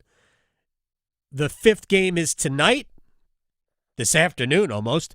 It's a 6 o'clock start, 5:30 pregame show, and then Saturday's finale in Nashville is at 4 o'clock. So basically, matinees, if you will. Are we ready to go? The one and only Michael Felder is joining us at In the Bleachers on Twitter. I know Tar Heel 247 as well. That's right, Tar Heel 24/7. There you go. See, I go 247. Although 24/7 means basically around the clock. Yeah, I think that's kind of the point, man. It's a great start. All right, let's start with them. Let's start with them because they get Clemson, and to differing levels, obviously. Two pretty disappointing teams. Yes. I didn't think that going into the season, I didn't see the Tigers being this bad as a team. How do you become this bad as a group when we all know that NFL scouts show up there every Saturday and look at those players and go, yep, he's a pro, he's a pro, he's a pro. They have too many pros to be this bad. What's in the water? I mean, I don't know. The way that Dabo's lashing out, obviously there's an undercurrent that's not adding up. And I thought Cade was probably QB2. I thought him and Nussmeier were going to be battling for that. Obviously, I was wrong about Arts. I was wrong about three things. Okay, no problem. I don't mind being wrong because it proves that, we don't all know what we're doing, but these guys know that they have work to do. And, I mean, Carson Beck is sitting at, number 11 in the ACC in terms of passing? So, but it's the thing for me is them trying to generate a consistent run game has been a thing. I'm not talking about big runs. I'm talking about a consistent run game. Those are two different things. And I also you look around the league and you lose to Syracuse. I love Fran. I think Fran was maybe my favorite interview. Did you talk to Fran at ACC? No, kickoff? I did not. Oh man, he was so good. Yeah. And he's so good. And then you lose to Georgia Tech and Key has those guys dialed in up until, Well, they didn't lose. At least they didn't lose. They tried to. They worked very hard to lose, but they're dialed in. And I don't know how much of Georgia Tech you've watched, but Haynes King, you want to talk about a man that was willing to put his body on the line. He will do it for you. And I think that is inspiring to the rest of the team. Like, they want to play for him. Right. So this weekend, right, there are two, I wrote this in the newsletter. There are two. What are your expectations for UNC Clemson? Oh boy. I would love to see North Carolina. I didn't ask what you'd love to see. I said, what do you expect? Oh, I expect Clemson to. I don't think Clemson's all that good, but I expect Clemson to win that game by 2 touchdowns. Right. So what I expect, I don't even expect anything on the field because I don't know what either one of these teams are doing, and I don't think they know either. I expect to see a lot of orange in that stadium, because I know folks that have sold their tickets to their neighbors. Really? Yeah. Wow. For people that don't know, Charlotte is a UNC basketball town and a Clemson football town. It's a Clemson, South Carolina, NC State, App State, even football town. Right. And folks got tickets, and they're like, "Man, I don't need to see this." And then I expect to see some empty seats at the start, and that's not what we expected going into this year with this game. Start kicking off ACC play. But you want to know a crazy stat? Clemson is last in the ACC. Yeah. Last. They are at the bottom. Like it has vibes of Florida State from a year ago. And I don't think they're going to be that bad. I will say that. I think when you have Woodaz, when you have Wesco, even with Klubnik, I think you have an opportunity to go make plays. Obviously, when you have, TJ Parker and when you have Woods and all those guys, like they got dudes. I think they're going to find a way to get it correct and get it at least get the train back on the tracks. But they're not what we thought they were going to be, and now I don't know what the ACC. What is the plan for the ACC? Because I'm looking at the standings right now. Gold. No, I'm being serious. No, I know you are, and the answer is they've got no plan. What they have is hope, and we all know that hope is not a strategy. Well, and you wish in one hand and something exactly in the other. You see which one fills up quicker. Right, exactly. So the Miami needs to beat Florida State on Saturday, right? And I don't know. I mean, do you trust Mario Cristobal with this? That's the problem. We all don't trust Mario Cristobal because he will actively try and sabotage things unintentionally, but he will do something. They'll run it instead of kneel when they could kneel. But yeah, they've got to beat Florida State on Saturday. If they don't, then I mean, they'll have two teams in the mix, right? Maybe they'll have two playoff teams, but it will completely damage the rest of the season. Because Georgia Tech still has to play Georgia. Yeah, but like we had this conversation last week, Mike, about the Georgia Tech. They'll be favored over everybody they play until the Bulldogs. But that doesn't mean they're going to win those games, as we just nearly proved, because if you're not great, if you're like, unless you are an elite team, you could lose to anybody. And I think Georgia Tech is good, but I don't think they're elite. They could lose to anybody that they play on their schedule. And by the way, Duke's sitting out there. I think Duke's going to be a problem for Clemson. I don't know if Duke's going to beat them, but I think they'll be a problem. And I think Duke plays Georgia Tech too, and that'll be a problem for them. Well, I like Mensa. I don't know what happened at Tulane. They got in his skull. Yeah, I did. I think that was. I think they got beat twice by Illinois, is what I think.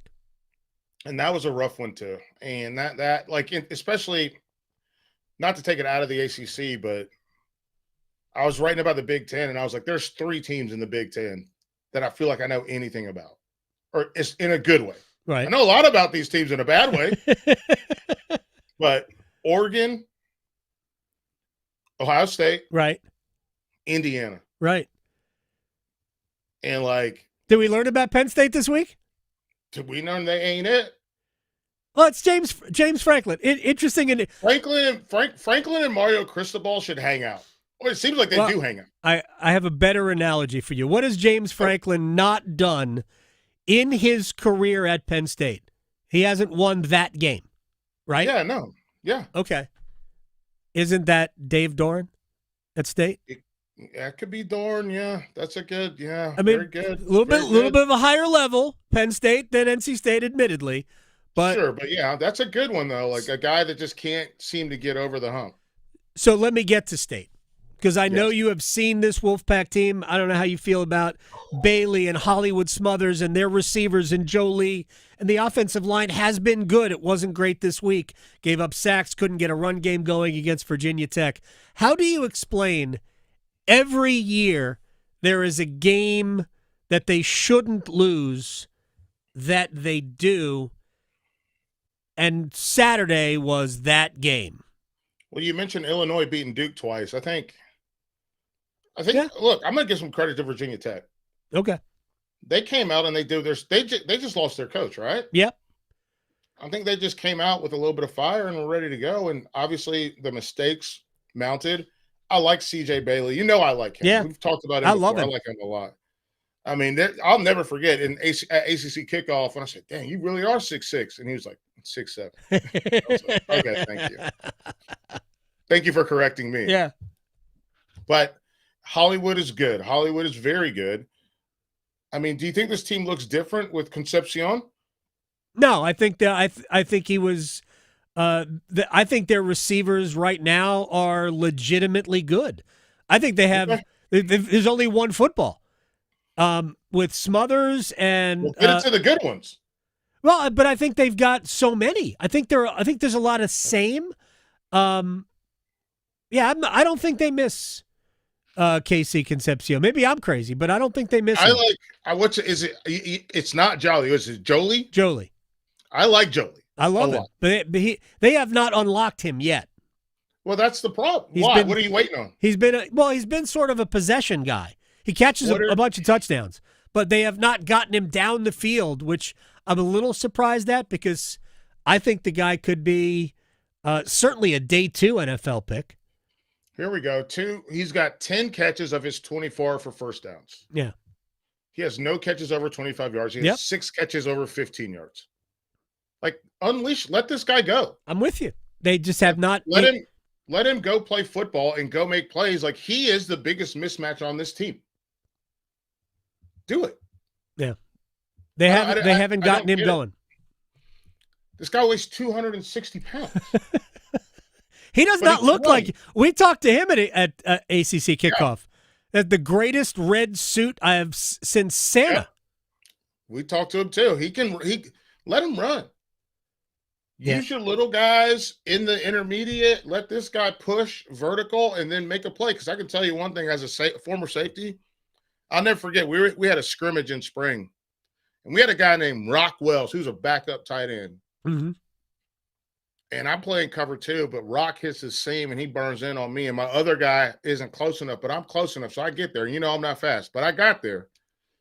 I hit him he goes up to get the ball. I hit him square in his back. And I was like, yeah, I made a play. And then I was like, oh, my neck. Oh, no. This is bad. And I just laid there for a second. They were like, are you okay? And I was like, this isn't worse than the last time I hurt my neck, but this does not feel good.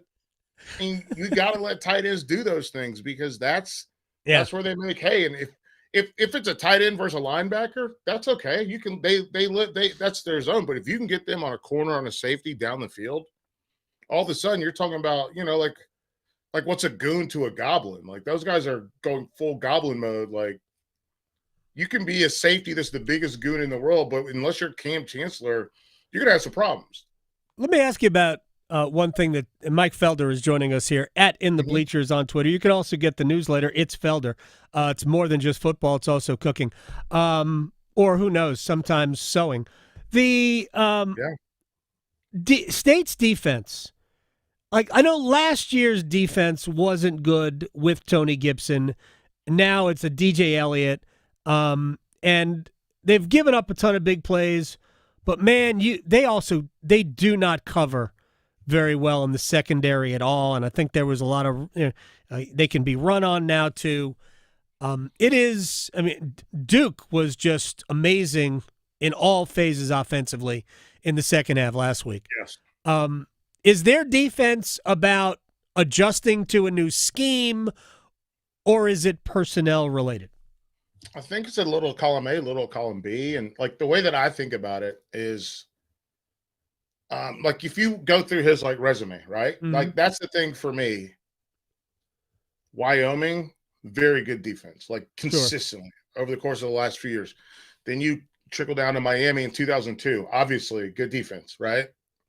And that defense was very different than Wyoming because that defense played with the talent and they were able to go out and just make plays. Then you scroll down and you keep going. You get to when he was at Florida State, defensive ends coach. Those guys like to kick out, play a little bit wide nine. Do you have the personnel to do that? So that's where personnel comes into play, correct? Yeah. Yeah. So he's played a lot of different schemes and a lot of different looks. And I just think that, Temple, I thought at times had a good defense as well. So this is one of those things where you have to You have to design, and maybe it's the fact that he's being tasked with having to design it to what he has versus walking into a place that knows who they are. And I think that's one of the most important things that I've learned in college football over the course of my career. You can't force square peg in a round hole. You cannot do it. And if this team should be playing, and because I talk about it with UNC as well, if they should be playing more zone coverage and they should be hugged up to the line, mugged, and then bounce, they should do that. Because giving guys space and then not getting hands on them is a problem.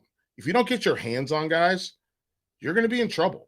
And that's just the reality. And that's even a bigger reality in current college football than before. All right, Mike Felder, before we have to say goodbye, let's bring it all the way back to UNC because we started that with Clemson. I want to get a couple of thoughts on the Tar Heels. Do they have personnel to be better, or are they ultimately just trying to survive the season with a roster that probably is better suited for not a Power 4 league?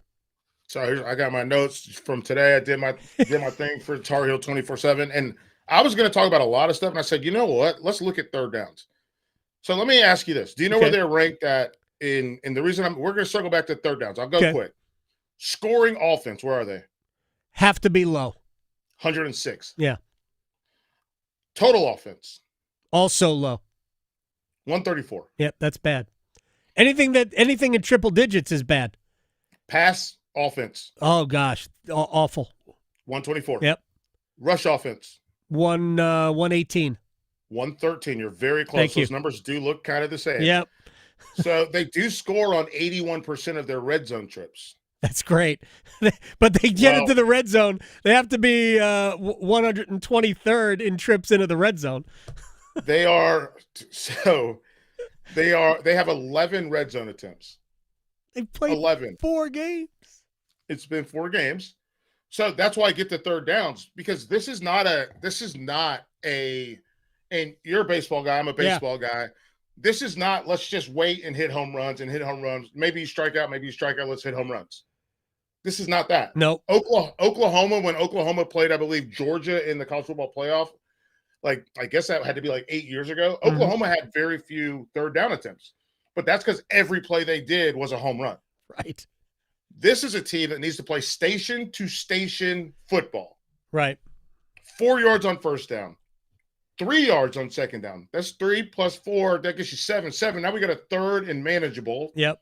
Maybe we even get to a third and short if you fall forward. So it's 3rd and 1, and then you can convert that third down. It's hard. Teams are impatient. Players are impatient. But that's the thing that I see the most about this, which is why I wrote third down. I had an old coach, and he told me, how do you score in football? I was like, you just put the ball in the end zone. And he's like, no.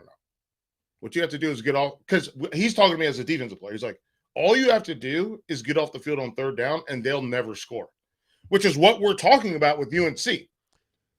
These teams are getting off the field on third down, and they're limiting the amount of third downs that they play. If you don't play a lot of plays, how can you even get good? You don't even get real game reps because you can't get there. Between turnovers on downs, and we had this problem with Larry Fedora for a while, right? Yes. The 90-second 3 and out, what? So I think they had 90-second scoring drives too. That's the thing. Right, but this team, you think they're going to have that? No. Right. Well, they do. So, they did against Charlotte to start that. Exactly. Great, fantastic. No, that's fantastic. Good, awesome. Good. Yeah, I know. That's the barometer. If I could translate what you said, though, and put it in a baseball term, you want the Tar Heels to bunt the runners over more. Yes. Right? Yeah. That's bad baseball, Mike. It's not bad baseball. It's terrible baseball. Bunting is awful. I would never let my kids bunt. There's a huge difference between not liking something and it working. It leads to fewer runs. We're going to turn this conversation into my diatribe. Fine. What do you? Here's the thing. Have you seen UNC play defense? You're right. You're right. Keeping the ball every time you give the ball back to them, what happens? Somebody's hitting the gritty in the end zone. I know. So you don't want to do that. What you got to do, you got to tighten these games up. You can't. I'm sorry. Like, I feel bad saying it, but the reality for me is they need to take the approach of a team, whether, I don't care if you watch Iowa played Indiana. Indiana beat Illinois by 53 points. It's crazy. How much did they beat Iowa by? Oh, I didn't see the score. Did they keep it? Iowa kept it close because that's what Iowa does. Because that's what Iowa does. Yeah. And they don't wait. That's a thing that's really hard to do, but everybody gets gritty. Remember Dana Holgerson, right? Yes. When he was at West Virginia. And Geno Smith was winning the Heisman Trophy in September. And then teams started playing this halo defense that didn't let them throw the ball deep, even though they seeded all this stuff short. Take the short stuff. Yeah. And then you guys keep getting, what do they keep getting if they take the short stuff? First downs. So you can get those first downs, and then where do you end up? Red zone. In red zone. After the red zone, you get to the... Well, hopefully end zone. And the Tar Heels are great at it. 81% must be like in the top 10 in the country. All I did was look up where they ranked in terms of what they're doing, and I looked at how many times they've been there, and it's... Yeah. That's like, are you kidding me? Like, that's... All right, well, good luck. 11 times? Good luck to to all of the Tar Heel fans out there. Look, I hope they show up, though. I really do. Like, that's more sincere than anything. I hope they show up. Mike Felder, you're the best. At In the Bleachers, you can check out It's Felder on Substack, and of course Tar Heel 247 or 24/7 because that's really what it's referencing. Round the clock. Yeah, yep. I get it. You're the best, my man. I appreciate your time. I'll talk to you later. Bang. You got it. Mike Felder here on the Adam Gold Show. Oh, gosh, it's awesome. All right, when we come back, we'll stretch. We'll place bets. I told you. Next. Asheville to Wilmington, Boone to Durham, the Adam Gold Show on the North Carolina Sports Network. Turning 65 soon, navigating Medicare can be overwhelming and confusing, but you're not alone. The NC Department of Insurance SHIP program can help. SHIP counselors can help you understand Medicare benefits to make your best choices. Visit ncship.com or call toll-free at 855-408-1212. SHIP provides free, unbiased help in all 100 counties. Project supported by grants from the Administration for Community Living. Contents do not necessarily represent official views of, nor an endorsement by ACL, HHS, or the U.S. government. You've only got so many weekends. Spend one doing something nobody saw coming. Is it a party, a festival, a race? It's all of that, and all at once. Concerts, tailgating, unbelievable action, 100 reasons to say this is actually awesome. It's fast, it's wild. It's the cutoff race in NASCAR's playoffs, the Wild Card Weekend. The Bank of America Roval 400. This weekend. Get tickets at charlottemotorspeedway.com. You don't need a 4-year degree to have a rewarding career that makes a difference in people's lives every day. As a public power line worker, you'll build and maintain a locally owned and operated electric system to keep the lights on in your community. 4 months in a community college program provides the training you need to begin your career as an apprentice line worker in public power. And being a local government employee in North Carolina comes with excellent benefits. To learn more about line worker and other public power careers, visit electricities.com. Whether it's helping you work, save, or steer clear from fraud, AARP North Carolina is making sure your money, health, and happiness live as long as you do.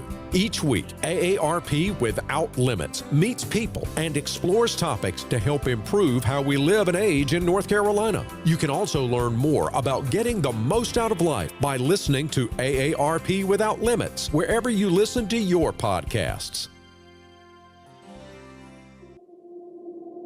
We had to exit the home pretty quickly because of how quickly the water came in. It was just really vital to me whenever all the public service announcements were going out, that we needed to get our water tested. We needed, get in the field and start helping people disinfect their water supplies. It's really critical to their health to be able to have that safe drinking water. They were reaching out to me to make sure that I knew that there were resources available. NC Public Health, everywhere, every day, everyone. For North Carolina high school seniors, the countdown to college is on. And at CFNC, we've got all the resources and information needed to get you on campus next year. Take College Application Week, for example. Did you know you can apply for free at many North Carolina colleges from October 20th through October 26th? Sure can. Don't miss the opportunity to save some money applying to college. And for more help, visit cfnc.org/C2C. At North Carolina Farm Bureau Insurance, you're more than a policy, you're family. With offices in every county, we're close by when it matters most. Our local agents customize coverage to fit your life. And our award-winning claims team delivers fast, quality repairs. It's no surprise Forbes ranked us the #1 auto insurer in America. North Carolina Farm Bureau Insurance. Helping you is what we do best. Now, all across North Carolina, it's Carolina Newsmakers. Each week, leaders from politics, education, business, and the arts join Don Curtis to share insights and ideas shaping our state. Listen on radio stations throughout North Carolina and on demand at carolinanewsmakers.com. Carolina Newsmakers is presented in part by the North Carolina Academy of Family Physicians, advancing family medicine in North Carolina since 1947. This is Adam Gold. We're going to have Seth on the show next week when he gets back from vacation. He was by a pool. What are you doing? Get off Twitter. It's nicer to be on Twitter when you're by a pool anyway. No, just stop engaging with people. The Adam Gold Show.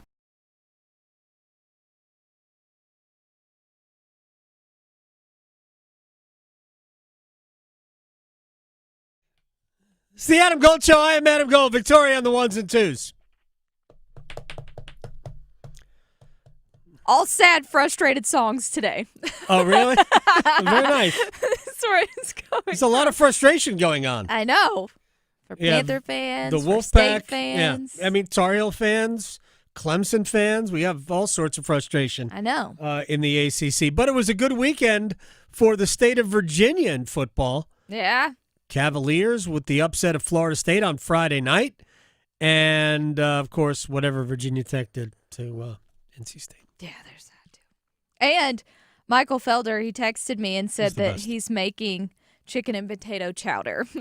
Excellent. So I said, I'll be over and bring cake. I love a good chowder. Oh, although man. it's not yet cold enough. Yeah, for it's that. deceptive. It looks deceptive. It looks like it should be cold, but it's just gross outside. We are going to get cooler weather soon. All right. We'll place bets in a minute, but first we stretch. Okay, so some interesting little facts that I found out today while I was digging around. So, as we know, the Steelers and the Vikings played in Ireland yesterday. They did. And I don't know if you've heard about this, though. The Steelers got a win, but this wasn't a win for their backup, Skylar Thompson, their backup quarterback. Yes. Apparently, did you see this story I heard where about he it, was yes. mugged Yep. in the streets? What are we doing? It was early Saturday morning around 3 a.m., and he said he was robbed, jumped by several men. He only suffered minor injuries, but he's already on the IR anyway, so it didn't impact the game. However, never is fun for that to happen. It also doesn't say why he was walking around at 3 a.m. in Dublin by himself. Like, he was 3 a.m. He's just wandering around. Well, hold on one second. Maybe, trying to think of the time difference. Well, I know. yeah. If it's the afternoon, like normally, Yeah, it's like and a he's just wide 5-hour awake. time difference. It So could be that. To him, it was just 10:30. Never wise, though. World traveling, never wise to do it by yourself. So take a partner or at least have your cell phone and pretend like you're talking or something. But I looked this up. He's 28 years old, so maybe he's like too young to. No, no, don't do stupid stuff. But he also looks like Travis Kelce. I feel like he's his doppelganger or something. Interesting. For whatever reason, I didn't know what he looked like, so I Googled him. and Maybe I'm that's like, why he was whoa, mugged. I think so. I think the people in Ireland thought the Kansas City Chiefs were there. Very well. It's also possible that they couldn't get tickets to the New Era tour. Yes, and they So, were mad about it. So I don't know, but maybe if they listen to our great bets, they could make money. Place your bets. Do ya? I bet you slice into the woods $100. Gambling is illegal at Bushwood, sir, and I never slide. Okay, you can owe me. I owe you nothing. I told you that Europe would win the Ryder Cup. I also told you that I thought a tie was in play. Now, through 4 sessions, I could not have been more wrong. But it was out there yesterday. There you go. But I did tell you that Europe at plus 170 was a stupid value. Yeah. And it was. I know. See, we again, had that. Here we are. I nailed at least my UFC one because Jimmy Crute by submission plus 280. Guess who made 0 units on it, though? So it happened, though. So hopefully somebody made some units off of it. But tonight, we've got Monday Night Football, another doubleheader. And first up, the New York Jets are in Miami taking on the Dolphins. Funny. I know. I think Justin Fields is coming back from his concussion protocols. So, yes, he will play tonight. Give me Justin Fields to be an anytime touchdown scorer, plus 215.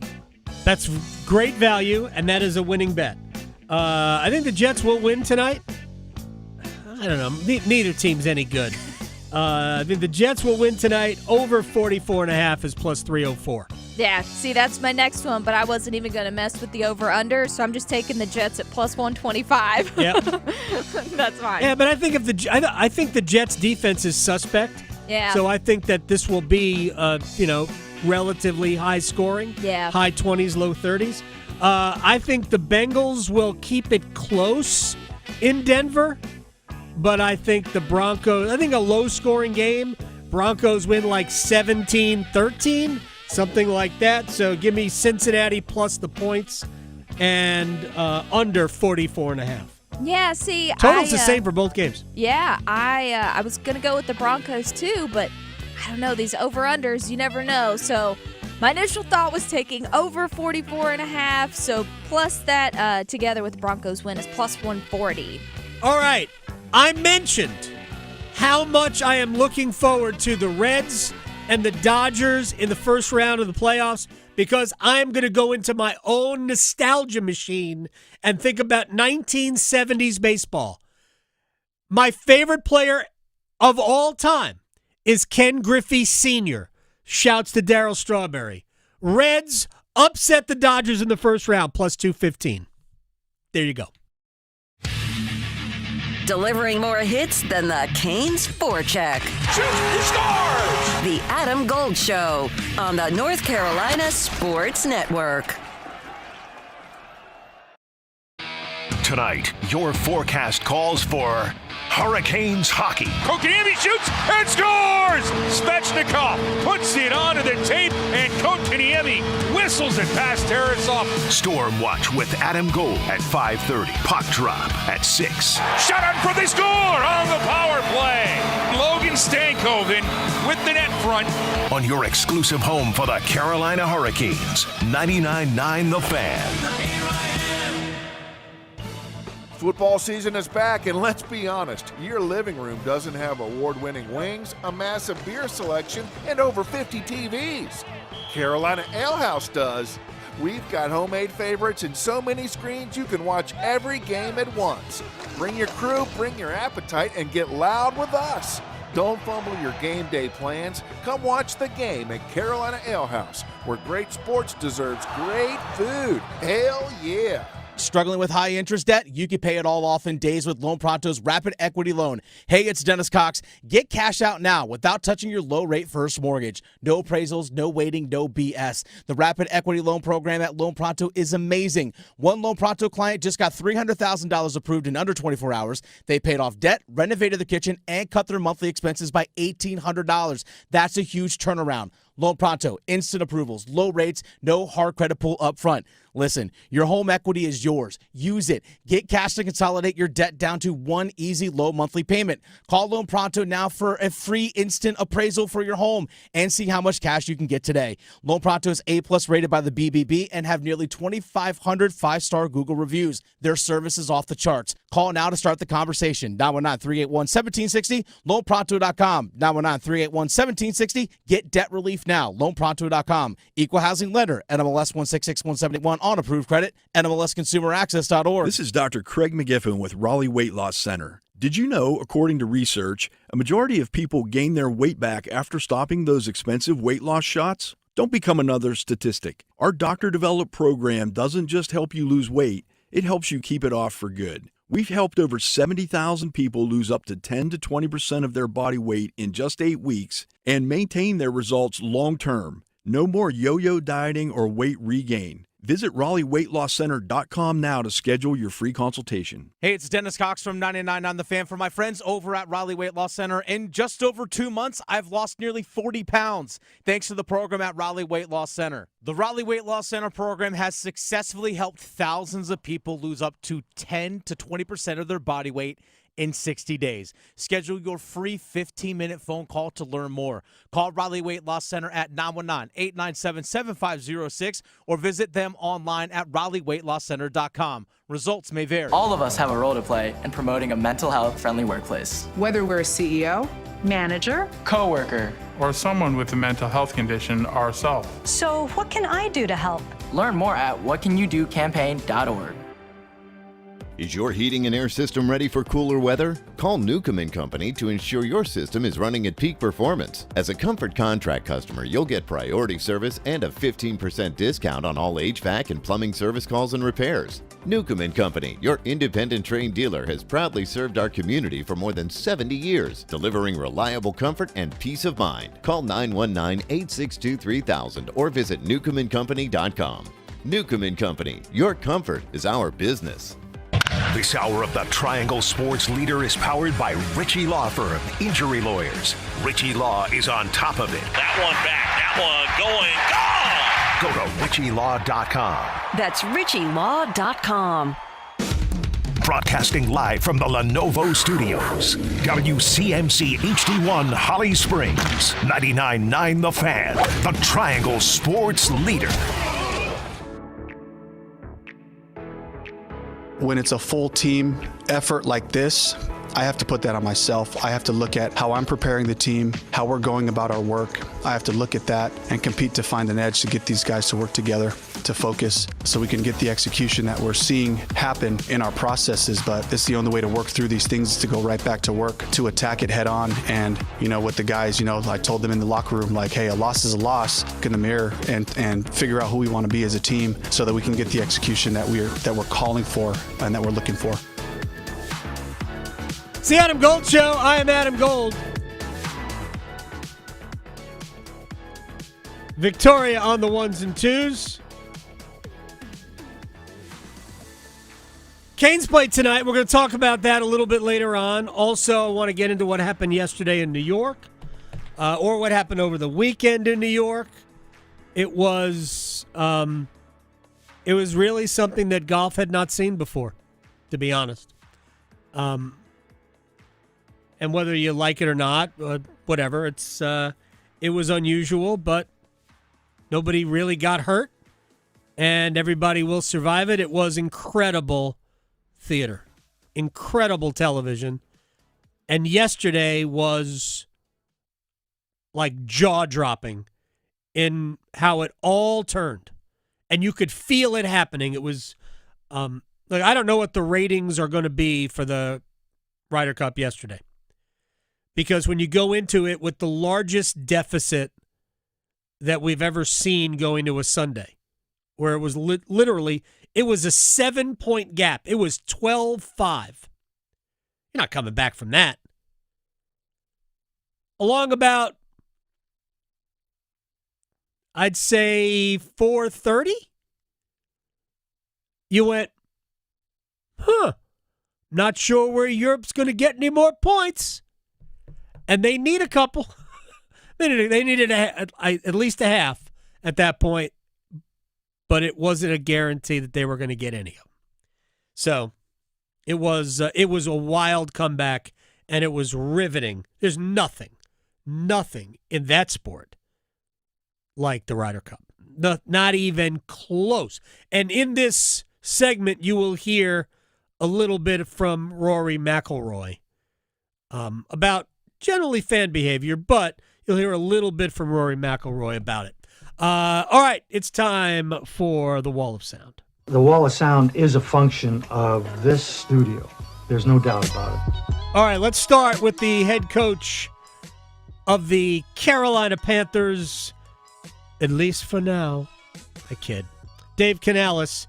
And, all right, Dave, who gets the blame for this one? When it's a full team effort like this, I have to put that on myself. I have to look at how I'm preparing the team, how we're going about our work. I have to look at that and compete to find an edge to get these guys to work together, to focus, so we can get the execution that we're seeing happen in our processes. But this is the only way to work through these things, is to go right back to work, to attack it head on. And, with the guys, I told them in the locker room, like, hey, a loss is a loss. We got to look at this stuff. We got to look in the mirror and figure out who we want to be as a team, so that we can get the execution that we're calling for and that we're looking for. All right, now let's find out essentially your view of why it ended up, what was it, 42-13? Or something silly like that. Yeah, I think first and foremost, just giving a lot of credit to the New England Patriots for being ready. All three phases we got beat today.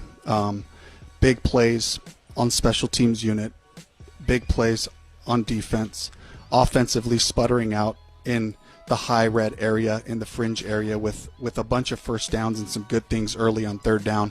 We have to be able to finish drives. We have to be able to eliminate the penalties and put ourselves in position to come away with points collectively. Like, this is just, this is a game where I got to look at everything that we're doing and make sure I'm doing the right things to prepare our team. All right. I just have a problem with the beginning of that because, yeah, at the end of the game, we can go back and we can say, yeah, the Patriots were better on offense. They were better on defense. Only one team's special teams decided to show up for the game. That, of course, was New England. What was it, like almost 200 yards worth of punt return? 61-yarder wasn't even close to the longest one. What?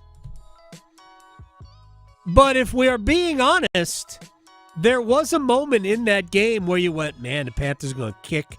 They are going to walk this team out of their own building. And then it just disappeared.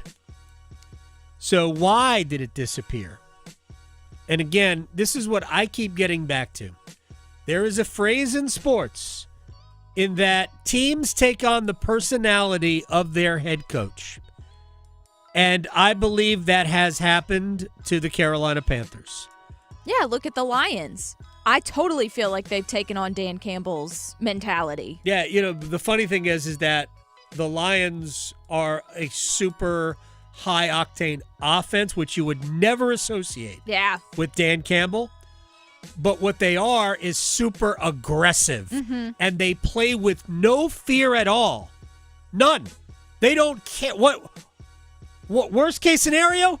Who cares? We're not going to have a worst case scenario. We're only going to have best case scenario. And I am telling you that the Carolina Panthers and Dave Canales approach each game with the opposite mentality. It's not about best case scenario. It's about, well, if it doesn't work, where are we? It ain't going to work, so it don't matter. That's the way I view the Panthers and Dave Canales. He coaches scared. They play scared. They need a different mindset.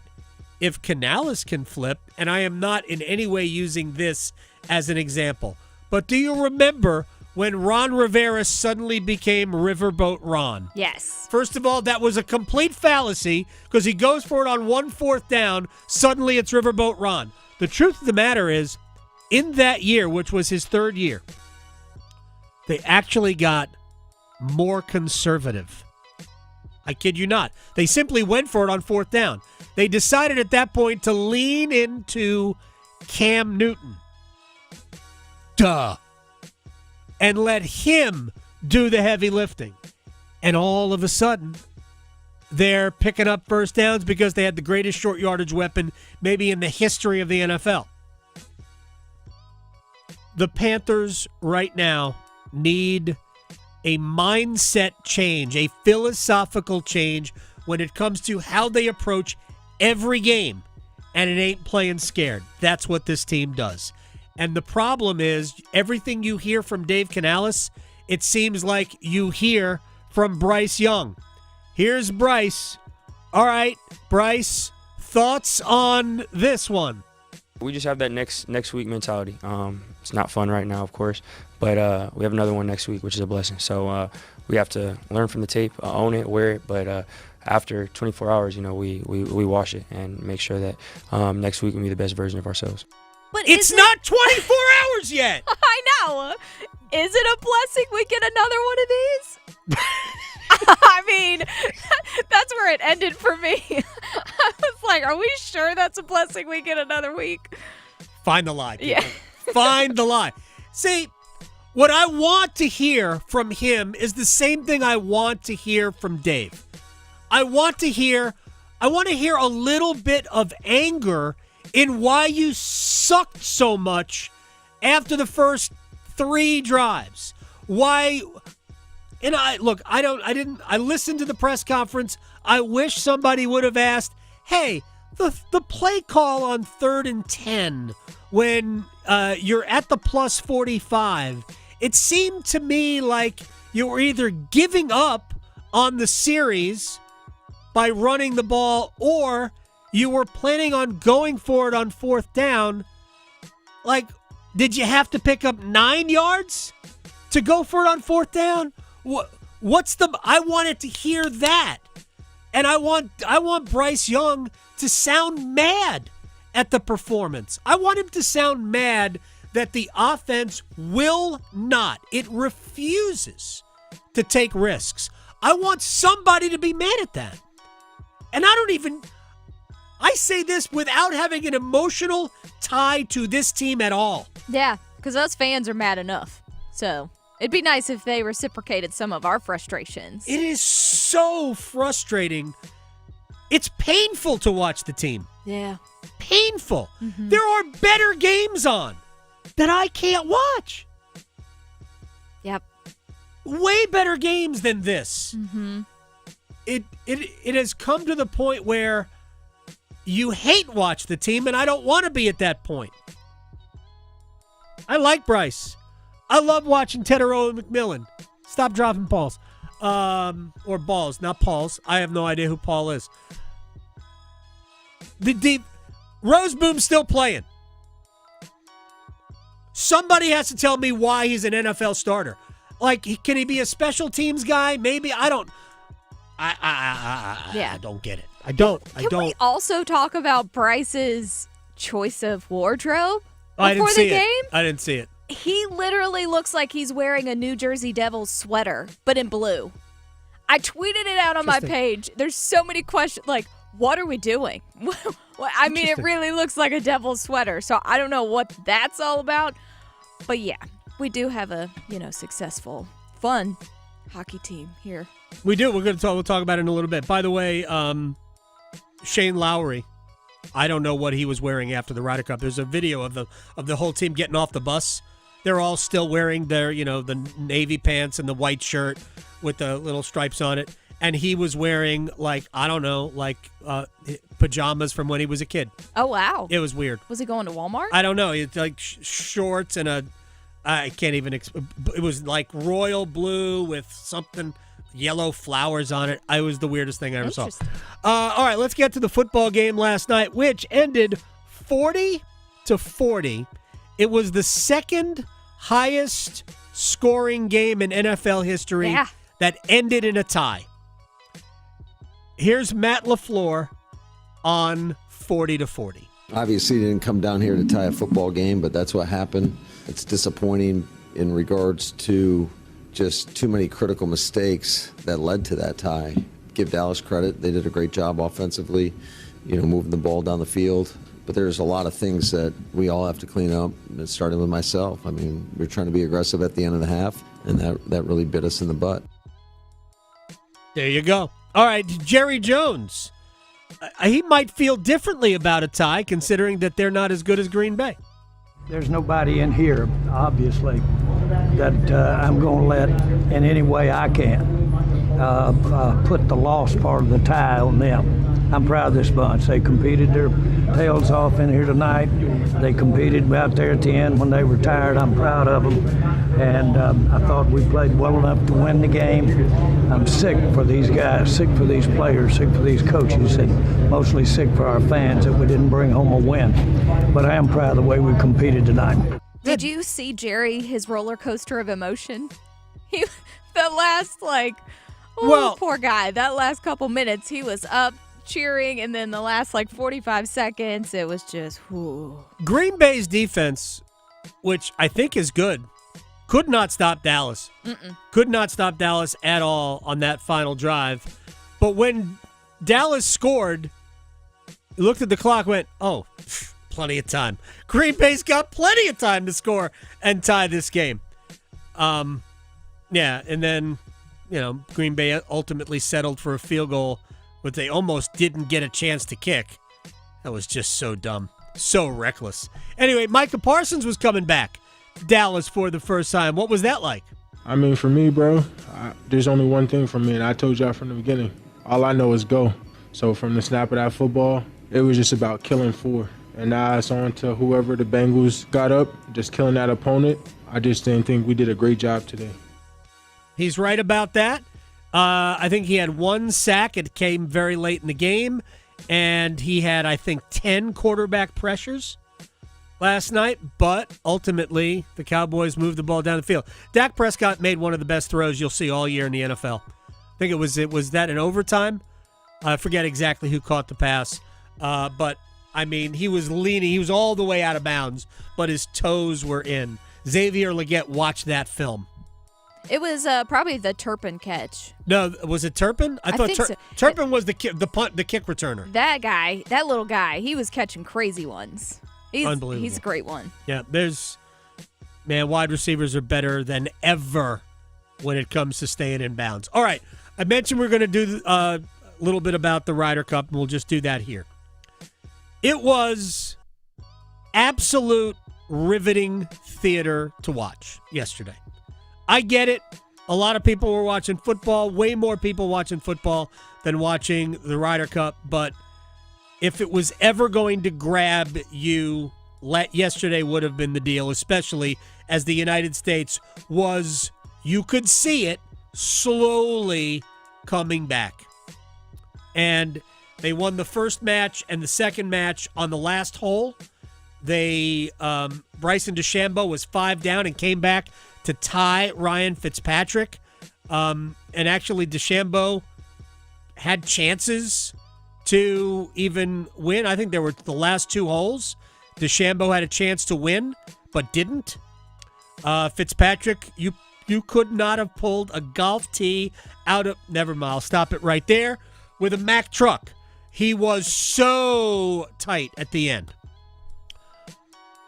But Europe really spent all of their energy, I believe, dealing with the crowd for the first 2 days. It got very, very dicey. Not that anybody was in physical danger. Rory McIlroy was asked if the behavior went too far. I don't think we should ever accept that in golf. I think golf should be held to a higher standard than what was seen out there this week. Golf has the ability to unite people. Golf teaches you very good life lessons. It teaches you etiquette. It teaches you how to play by the rules. It teaches you how to respect people. And, sometimes this week we didn't see that. So, this should not be what is acceptable in the Ryder Cup. But, we will be making sure to say to our fans in Ireland in 2027 that, what happened here this week is not acceptable. And it's, for me, it's, come and support your home team. Come and support your team. I think if I was an American, I would be annoyed that I didn't hear a lot of shouts for Scotty today, but I heard a lot of shouts against me. And it's like, support your players. That's the thing. So, look, it was a rough week for all of us. But at the same time, we shut them up by our performance and how we played, and we tried to, I chirped back a few times because it got to me a few times, but we tried to handle everything that came our way with class and poise, and for the most part, I felt like we did that. By the way, at the end of the sessions on Saturday, a fan, I'm not saying they threw a beer at Rory's wife, Erica, but I think they threw a beer in their direction. I'm not sure you're throwing a beer at Mrs. McElroy. I think you're probably, if anything, trying to throw the beer at Rory, but obviously not a top-notch starting pitcher, that guy. All right, he mentioned I chirped back a couple of times. This will be the last one because this was the funniest part of the press conference, and I remember watching this live Saturday morning.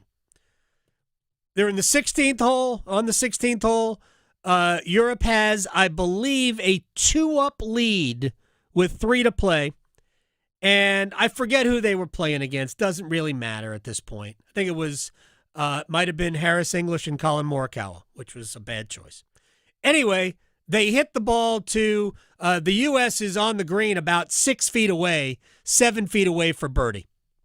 Rory McIlroy is in the right rough, and ultimately he feels like he needs to say something now, and he told the fans in general, will you please shut the up and then reset and hit it to 3 feet.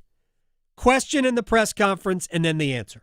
With all that in mind, everything you go through, how satisfying is it to turn around to someone and say, quote, shut the F up, and then stiff it to 2 feet? Very satisfying. Congratulations. It wasn't stiff. I had to put it. It was Tommy Fleetwood, his partner, who was the star of the Ryder Cup, to be honest. Fleetwood had to make the putt from about 3 feet. It was not conceded. The Europeans won that hole and won the Maybe that's match. because we played Fleetwood Mac the whole day. Tremendous. On Friday. Those guys, Tommy Fleetwood was awesome. He had a great year. He won once. He won the last event. He was tremendous. All right, when we come back, if you want to vent your spleen about State or the Carolina Panthers and their coaches and their situations, that's fine. That's what we're here for. 919-860-5326. If you want to say something about where you think the programs are, will it use programs even for the pros? This would be a good time to do it. We'll talk football with Will Brinson in a little bit, but we've got some time for you. 919-860-5326 next. Because your fantasy football team needs all the help it can get, the Adam Gold Show on the North Carolina Sports Network. Hey, Carolina Panthers fans, it's Dennis Cox from 99.9 The Fan. For all the inside information on your team, join me and my co-host, WRAL TV's Chris Lee, for our podcast, Panthers Playbook, presented by Wake Orthopedics. In every episode, we'll keep you up to date on your Panthers, and we'll do it with access only we can provide. Locker room insight, exclusive interviews, and in-depth looks at every Panthers game. Follow and subscribe to Panthers Playbook wherever you discover your favorite podcasts or watch on YouTube. Hey, it's Adam Gold from my friend Gordon Miller, Miller Lending, Kildare Farm Road in Cary. He invented the no closing cost mortgage when he was in his native Detroit. Both of his favorite teams have made the playoffs. None of my favorite teams ever make the playoffs except for our beloved hockey team, which always makes the playoffs. So now, in honor of Gordon, who is living on cloud, I wouldn't say cloud 9, maybe cloud no closing cost mortgage. That's what cloud he's living on. Let's honor him by either refinancing, free of charge by not paying closing costs, or when you buy a house, you need to save money because home ownership is expensive. Don't pay closing costs. And then when the rates come down, and they're about a point lower now than they were earlier this year, you refinance free of charge, saving thousands and then hundreds because you haven't paid closing costs and now your rate is lower. Miller Lending on Kildare Farm Road in Cary, an equal housing lender. NMLS ID 2502146. Find what you love what you find. A Total Wine and More. There's so much waiting for you. All kinds of beers and thousands of wines. Guides in the know and prices so low. It just might blow your mind. You're gonna find what you love and love what you find. With curbside pickup and delivery available, you'll always find what you love, only at Total Wine & More. Drink responsibly, B21. With Progressive, it's easy to reach customer service with our app, website, chat, or by phone. Because when getting help is hard, it's not help at all. Little help. A little help over here? Thank you for calling Bench Press Assistance. What? Due to excessive gym volume, all available spotters are currently lifting heavy weights off the chests of other bench pressers. Seriously? Please continue to hold, and we will remove the barbell from your chest in the order in which your cry for help was received. Getting assistance should be easy. With Progressive, it is. Progressive Casualty Insurance Company and Affiliates. Ready to plug into the future? Charge ahead at Wilkinson Chevrolet GMC in Sanford with up to $7,000 off a new 2025 Chevy Blazer EV LT. Includes a Wilkinson discount and customer cash. See dealer for details. Plus, this is the last month to get a $7,500 federal EV tax credit too. This electrifying deal ends at the end of this month, so hurry to Wilkinson Chevrolet GMC in Sanford or online at wilkinsoncars.com. Chevrolet. Together, let's drive. Don't miss Bailey's Fall Antique and Vintage Jewelry Show October 7th through 11th. Search through hundreds of vintage necklaces, rings, bracelets, earrings, and more to discover your unique jewelry treasure. Visit Bailey's Fine Jewelry on October 7th in Rocky Mount, October 8th in Greenville, October 9th in Cary, or October 10th and 11th in Raleigh's Village District to find your perfect piece of jewelry history. Visit BaileyBox.com for details. With the new IHOP value menu, $6 is all it takes to go to your happy plates, where stacks of pancakes with bacon and eggs are just $6 every day. French toast, sausage, and eggs are, you guessed it, $6. And fluffy omelets come with a side of pancakes and only cost $6. Go to your happy plates every day at IHOP. $7 in some locations. Available every day for a limited time at participating restaurants in the U.S. Hours may vary. No substitutions. Not valid with other discounts or promotions. Prices may vary. This is Adam Gold. You know, soap attracts dirt, right? That's what soap does. It attracts dirt. Right now, Bill Belichick is soap. That's what he is. Yeah. He's soap. Yeah. He's attracting all this dirt. Or he's like an overripe banana and it's attracting all these gnats. The Adam Gold Show.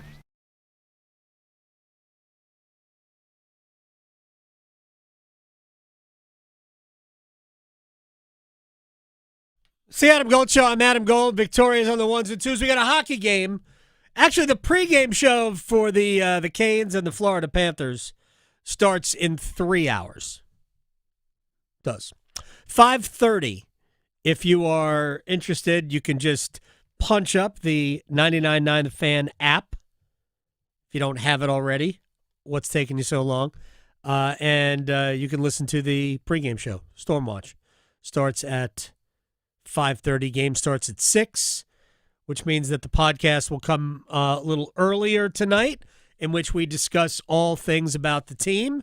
And there's a lot of decisions that might be in the offing if Bradley Nadeau continues to play well, or if maybe somebody among the young defensemen really emerges over the next 2 games. So there's a lot going on. A thin NHL lineup tonight for Carolina, but also for Florida. Florida's not, I mean, they've got a few, but it's mostly bottom line, fourth line players, maybe some guys who would normally be healthy extras, and really not a lot of NHL players, although Sergei Bobrovsky is, I think, scheduled to play. I mean, they're not dressing him if he's not going to play, so Bob will play tonight. So it should be interesting. And again, just download the app. Real quick, for people who want to watch it, you can watch it at Hurricanes.com as long as you're in the Hurricanes market, which is North Carolina. You can watch it. And or if you're in Florida, you can watch it. If you happen to be listening, like our friend Dan in Texas, he unless he's got a VPN, where basically you're hiding where you are from the government. If you have a VPN, you can probably get around it. But otherwise, it's geofenced. You can only be local to Florida or where we are. It's out of my control. We had somebody complaining about it yesterday. The NHL's not telling you where we can watch the game. I'm like, because it's not the NHL's job. Yeah. The Hurricanes told you where you can watch the game, hurricanes.com. Yep. And you can still do that. And because I'm at home, I will watch the game at hurricanes.com. All right, a couple of quick things about the two football situations that started us today. I think it's important, and I've already gone on my rant about the Panthers. We talked about it earlier that I just don't believe that Dave Canales is ready to be a head coach in time, another place, his next opportunity. I think he might be a wonderful head coach. He's certainly a good offensive mind. It wouldn't be the craziest thing in the world if he just was a really good offensive coordinator or quarterbacks coach, but not necessarily a good head coach. It's happened before. My opinion is that he coaches scared. He coaches afraid of the mistake. He coaches afraid of the worst case scenario. And I don't believe you can ever do anything that way. So don't. But it appears that that's the way, at least for now, that he's wired. If that changes down the road, it changes. But I think this team absolutely plays with a level of what is about to go wrong.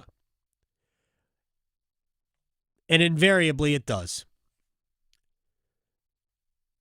That, to me, is the number one problem the Panthers have. They have personnel issues, yes. But if teams take on the personality of their head coach, I think the Panthers take on that personality. Listen to Bryce Young, listen to Dave Canales, they might as well be finishing each other's sentences. It's not appealing to me. The other football team that we cover here, or we cover many football teams, the Wolfpack. I thought that last week's loss to Duke was an acceptable loss. Doesn't matter whether or not you, the State fan, agree with me. I looked at that and I thought, man, I think Duke's good. Before the season, I thought Duke was better. Not that this is the be-all.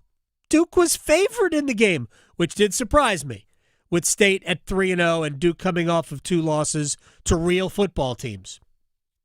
It surprised me that Duke was still the favorite. I think it was like 3.5 points. Might have been 2.5. They covered.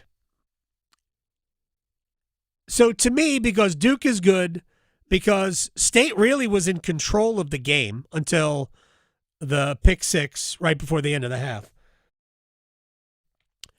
And then it was a mistake-filled, I guess really third quarter, but State was a mess of penalties and turnovers the rest of the way.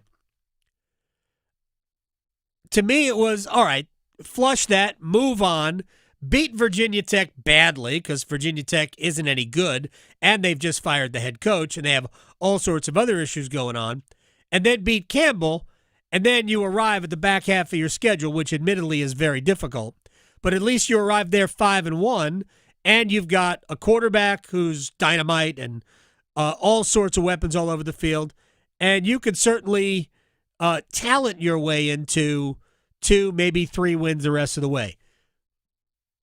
And then you go and you lay the egg against Virginia Tech. And if there was ever a loss that defined NC State, really, kind of, since I've lived here, kind of, it was Saturday. Because under Dave Doran, and I said this before, and I think it bears repeating, there are so many things about the football program that are commendable. the way they run it, the players that they graduate, the guys they've put into the NFL, the culture around the program, it's exactly what you want your school to be. If you're not proud of the football program that Dave Doeren has built at NC State, then you're probably a little bit delusional as to what college athletics needs to be. Not what it is in some places, what it needs to be. But the fairest criticism of Dave Doeren is that, and this is what I said earlier, for all of the great about the program in terms of how it's run and the players in the league, all of that, they haven't won enough. Record against top 25 teams is poor. They've lost their last 5 bowl games, I think. They have beaten Carolina, but they're under 500 in the ACC. Frankly, that's criminal. Sorry. The league's not good enough for NC State to be under 500 in league play. And for me, 13 years, as great as the program is, if I were Dave Doeren, I would retire at the end of the year, and I would hand the keys to whoever is next and say, I've built this. Take it to the next level. For whatever reason, I couldn't get them to the next level. Maybe you can. In some ways, David Cutcliffe to Mike Elko to Manny Diaz. I don't know if that's a good analogy or not for State fans. Who can take this to the higher place? But Dave Doeren left behind, or will. I mean, he hasn't gone yet. But I think 13 years is probably, the same thing is happening every year. Yeah. So maybe they should play Creed. Speaking of higher place, maybe that's what they need to do. So anyway, that's just the way I feel about it. I love the program, but they haven't won enough. And ultimately, it does come down to the games you win and the games you lose. And you couldn't lose that one. Frankly, it shouldn't have been close. And you lost. All right, when we come back, we'll talk NFL football with Will Brinson. Next. Still arguing whether hockey or golf has the tougher dress code? The Adam Gold Show on the North Carolina Sports Network. Adam Gold here from my friends at FanDuel, America's #1 sportsbook and your home for all of your favorite NFL bets, yards, touchdowns. With FanDuel, any play can be the play of the game. We've got the Jets and Dolphins and Bengals and Broncos tonight, a Monday night doubleheader, and FanDuel is giving all customers a 50% profit boost token, or you can get 2 30% profit boost tokens. You choose. Amazing. America. FanDuel. FanDuel.com/AGS. That's FanDuel.com/AGS. 150% or 230% profit boost tokens for you. 21 and over and present in North Carolina. Opt-in required. Bonuses issued as non-withdrawable profit boost tokens. Restrictions apply, including any token expiration and maximum wager amount. See terms at sportsbook.fanduel.com. Gambling problem? Call 877-718-5543 or visit morethanagame.nc.gov. As the health director in Haywood County and a nurse here in North Carolina, I can tell you that the 988 Suicide and Crisis Lifeline saves lives. No matter your struggle, you are not alone. The 988 Suicide and Crisis Lifeline is free, private, and always available. 988 Lifeline counselors are ready 24/7 to speak with you, help you cope, and get you connected to the support that is right for you. 988, the National Suicide and Crisis Lifeline. Call, text, or chat 988 24/7. Brought to you by the North Carolina Department of Health and Human Services. You've only got so many weekends. Spend one doing something nobody saw coming. Is it a party, a festival, a race? It's all of that, and all at once. Concerts, tailgating, unbelievable action, 100 reasons to say this is actually awesome. It's fast, it's wild. It's the cutoff race in NASCAR's playoffs, the Wild Card Weekend. The Bank of America Roval 400. This weekend. Get tickets at charlottemotorspeedway.com. The Medicare open enrollment period runs through December 7th. This is your annual opportunity to review your Medicare health plan or Medicare prescription drug plan and make sure you're getting the best coverage to meet your needs for the next year. Be sure to review your Medicare, your handbook, and the annual notice of change from your current plan. Visit ncshiip.com or call toll-free at 855-408-1212. SHIP provides free, unbiased help in all 100 counties. You don't need a 4-year degree to have a rewarding career that makes a difference in people's lives every day. As a public power line worker, you'll build and maintain a locally owned and operated electric system to keep the lights on in your community. 4 months in a community college program provides the training you need to begin your career as an apprentice line worker in public power. And being a local government employee in North Carolina comes with excellent benefits. To learn more about line worker and other public power careers, visit electricities.com. Whether it's helping you work, save, or steer clear from fraud, AARP North Carolina is making sure your money, health, and happiness live as long as you do. Each week, AARP Without Limits meets people and explores topics to help improve how we live and age in North Carolina. You can also learn more about getting the most out of life by listening to AARP Without Limits wherever you listen to your podcasts.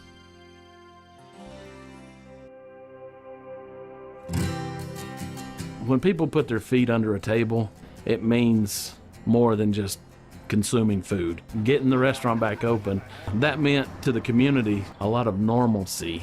The public health department checked the wells so that we knew where we could get water that was able to be used. And it was neighbor helping neighbor, and I'm so proud to work in this little small county. NC Public Health. Everywhere, every day, everyone. One Adam Gold. One Adam Gold. Turtle cake? Like, what do we... what? Isn't that an ice cream? What? Where's the confetti cake? Because, hello, confetti cake, delicious. With the little, I don't even know if it's real, but the little dots in the icing, like... None of these are real. What kind of fake thing that is, but it's delicious. It's my childhood. Like, that wasn't in the top 10. His opinion's invalid to me. The Adam Gold Show. The Adam Gold Show. I am Adam Gold. Victoria producing the program. Will Brinson, senior NFL writer, CBSSports.com, sorts the Sunday pile. Joins us every Monday at this time to sort through what we saw in the NFL. We usually spend a few minutes talking about the Carolina Panthers. So let me start with this, Will Brinson, my friend at Will Brinson on Twitter. Who do you think would make a good coach next year for the Carolina Panthers? Man, I tell you what, it was about as ugly as it gets. You go and lose. I mean, you know, I had the Patriots minus 5.5 in our Circa Millions contest that me and a couple of buddies were doing. So felt great about it. Didn't have to sweat it. I think the problem with Carolina is, like, you know, the reason they kind of ended up with Canales is Dave Tepper fired everybody so fast. Right. And, you know, there's not going to be a big pool of candidates to take that job when you have a situation like they have with ownership. So I don't know. I mean, somebody will take the job, you know, somebody will do it. Sure. But, yeah. I mean, I'm just not sure that it's like a great job to take because you have the quarterback situation with Bryce. You don't know if he's like going to work out. Right. Correct. There's not a ton of talent across the board. T-Mac looks like he's good, but like I don't know. There's just not a lot to work with. So yeah, you know what? Real quick, let me just interject about Teterow and McMillan, who we can all tell has all the ability in the world. What was the scouting report on McMillan coming in? Catches everything, or maybe he doesn't, since there have been 5 drops in the first 4 weeks. 6? I love him. He's going to be great. But he drops too many passes right now.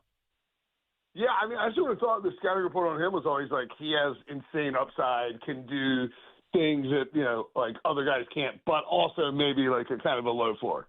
You know, like just like you might see some, like you're not going to get this polished product in year one. I think that's been the case. I mean, right. the drops are bad. Like you really, really can't do it. I mean, like you see, you know, like a second year receiver like a Brian Thomas Doing that for dropping like tons of balls early in the season, and just like how much it affects the team, and and what a problem it is. And when you're a bad football team, you need a rookie receiver who catches everything. Correct. Well, and I don't want to put it on him because again, I think he's already their best receiver by a lot. We haven't seen Xavier Leggett.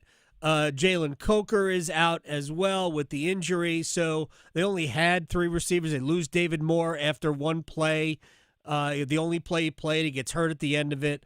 They're down to basically Renfro, who, while I like him a lot, he and Bryce have not really connected all that often.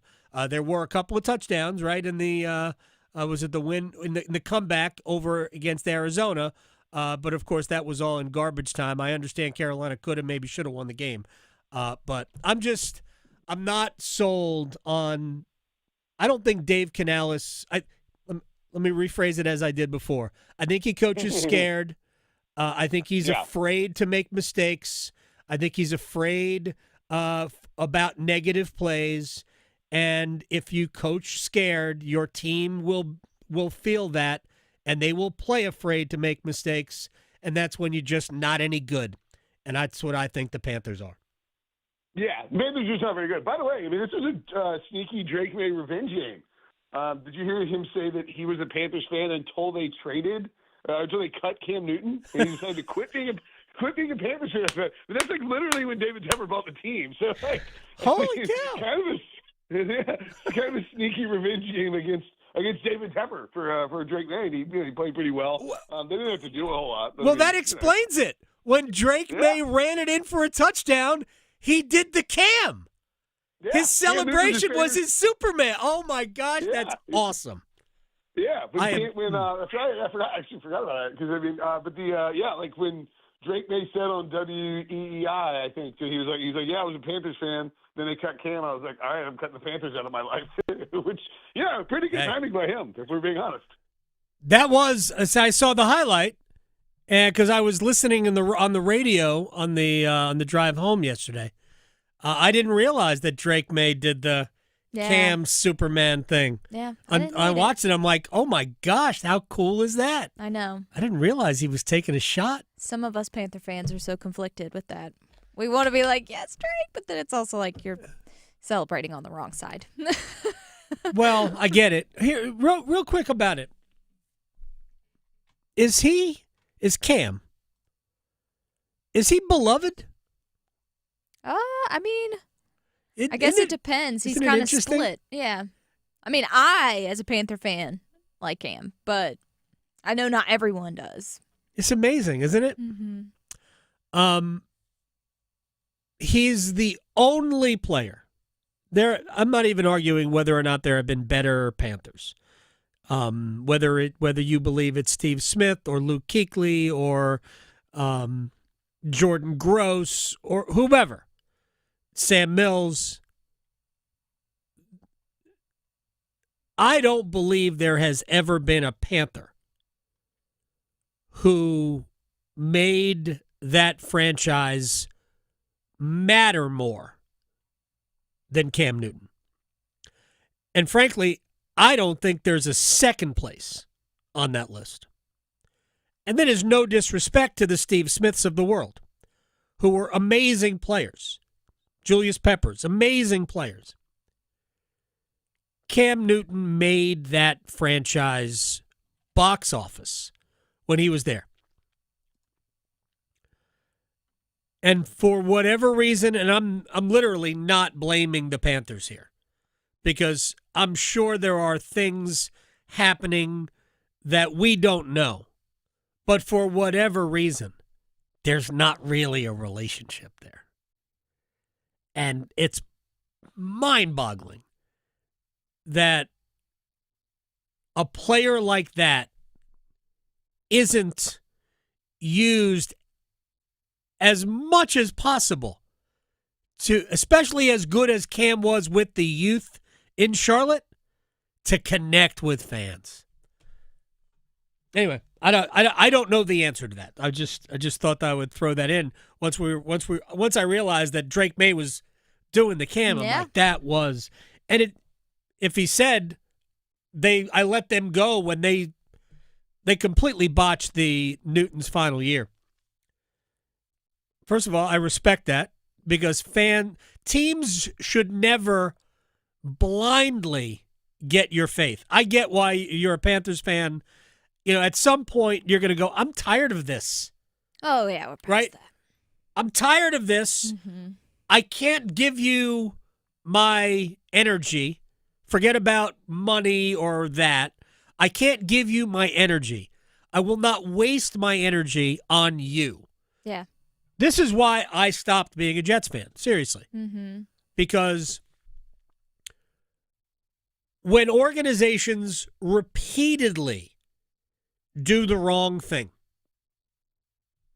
why would I support that? Yeah. Well, that's can't. I posted on Twitter yesterday, and I live by this, and I was afraid of this, but I really feel, in my opinion, that things aren't going to turn around until David Tepper does not own the franchise. He might have been getting out of the way now, right? But the decisions that he's made to lead up to this point have got us to where we're at, and it's like, it's messy. It's the mindset, all of it. It's like, how many rebuilds do we have to have with the same owner before it clicks? It's a cycle. Yeah. It becomes a cycle that it's hard to escape. Look, the Cleveland Browns have been on it for a long time. Here's what's interesting. This last, 3 years of the Detroit Lions? 4 years of the Detroit Lions? The Lions were that team. Mm-hmm. Not that long ago. They were that team. Yeah. And I don't remember the coaching search that landed Dan Campbell. I don't. For all I know, Dan Campbell was the first choice. For all I know, Dan Campbell was the fifth choice. I don't know the answer to that.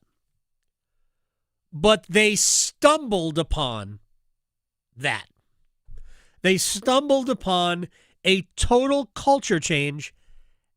And the thing about Dan Campbell is that his introductory press conference was arguably the most clowned ever. Mm-hmm.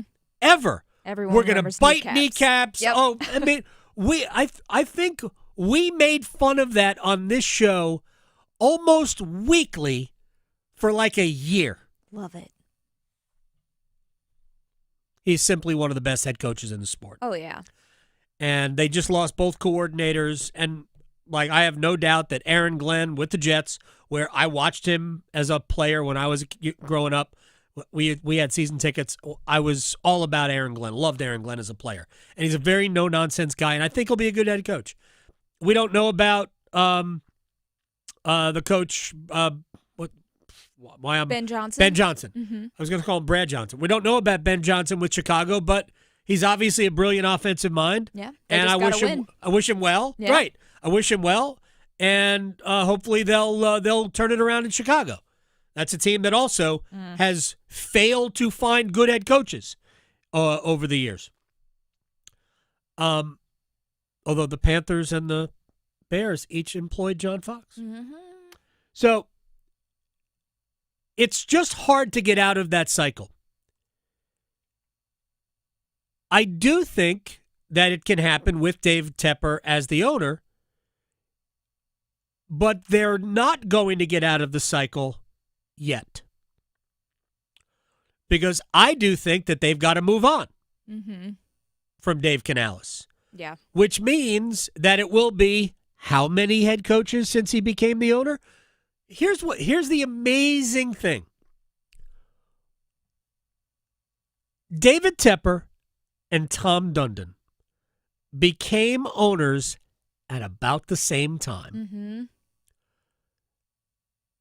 The difference is that, and then the Hurricanes did not have good culture. No. Tom Dundon hired Rod Brindamore. David Tepper hired Matt Rule. Now, I'm no Matt Rule fan, but I'm just going to say it this way. We'll never know if Rule was good or not, really, because his, did he have a 5-year plan or a 7-year plan? Or was it a 7-year plan? And he got 2.5 years of it. Mm-hmm. It didn't even stick with it in the 2.5. Right. But from that point, David Tepper could not get out of the way of the football team. No. And I thought I had high hopes for David Tepper when he came in. Same. Right? And I thought he seemed like a good guy. He seemed very genuine about hiring Matt Rule. He's got enough money to buy someone who knows what to do. He was at one point, I don't know if he still is, the wealthiest owner in the NFL. Right? Here's the real quick about Matt Rule. And we talked to Matt Rule once.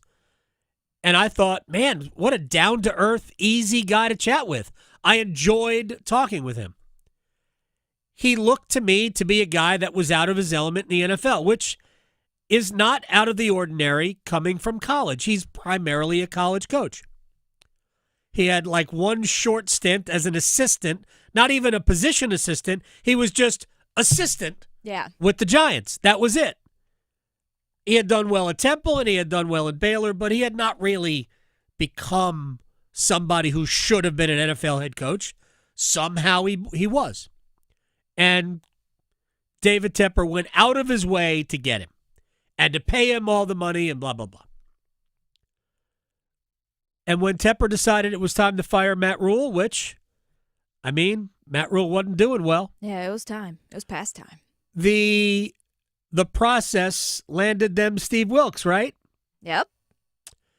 And they had a good end of the season, but David Tepper didn't want Steve Wilks to be his head coach. And while I disagreed with it and we lobbied for Steve Wilks, I understand why he went somewhere else. Wilks was a head coach for 1 year with Arizona. It didn't go well. Only 1 year. He was a very good defensive coordinator, but David Tepper didn't want the quiet, unassuming team-first guy. He wanted a name. And then they had this ridiculous idea that, all right, Frank Reich, you're the guy. He was the first quarterback of the Panthers. And he lived in Charlotte, too, right? Frank Reich, you're the guy. And then we're going to bring in all of these people from around the league and have these different ideas. I'm like, what are you doing? Terrible idea. And it was a monumental failure. Reich didn't even finish the year. No. And it became, all right, you've been an owner for 4 years. This is 2 coaches. Yeah. And actually, I believe it was the last year of Ron Rivera, he was allowed to die on the vine. That was actually David Tepper's first coach. Anyway, it's been a disaster, but it doesn't mean it will always be a disaster. But I think the cycle will continue, and next year there'll be a new head coach. Tomorrow on the program, we'll do top 5, bottom 5. We'll do Canes. Victoria, thank you. Good night. Because your fantasy football team needs all the help it can get, the Adam Gold Show on the North Carolina Sports Network. Adam. I'm Adam Gold, and I'm there. Tim. I'm Tim Donnelly, and I'm there. Dennis. I'm Dennis Cox, and I'm there. Victoria. I'm Victoria Bodenecker, and I'm there. Paul. I'm Paul Eichander, and I'm there too. You'll find them all here on the brand new 99.9 The Fan app. To work, to school, the beach, the mountains, the arena, take The Fan with you wherever you go. Available for Apple iPhone and Android phones. Download the 99.9 The Fan app today. Powered by Aspire Money Management. Let's go! You're still glowing, flirting, grooving. You still got it. But your immune system weakens as you age, making it harder to fight flu, pneumococcal pneumonia, RSV, and COVID-19. Vaccines are a key part of any health routine and help strengthen your immune response. Ask your doctor or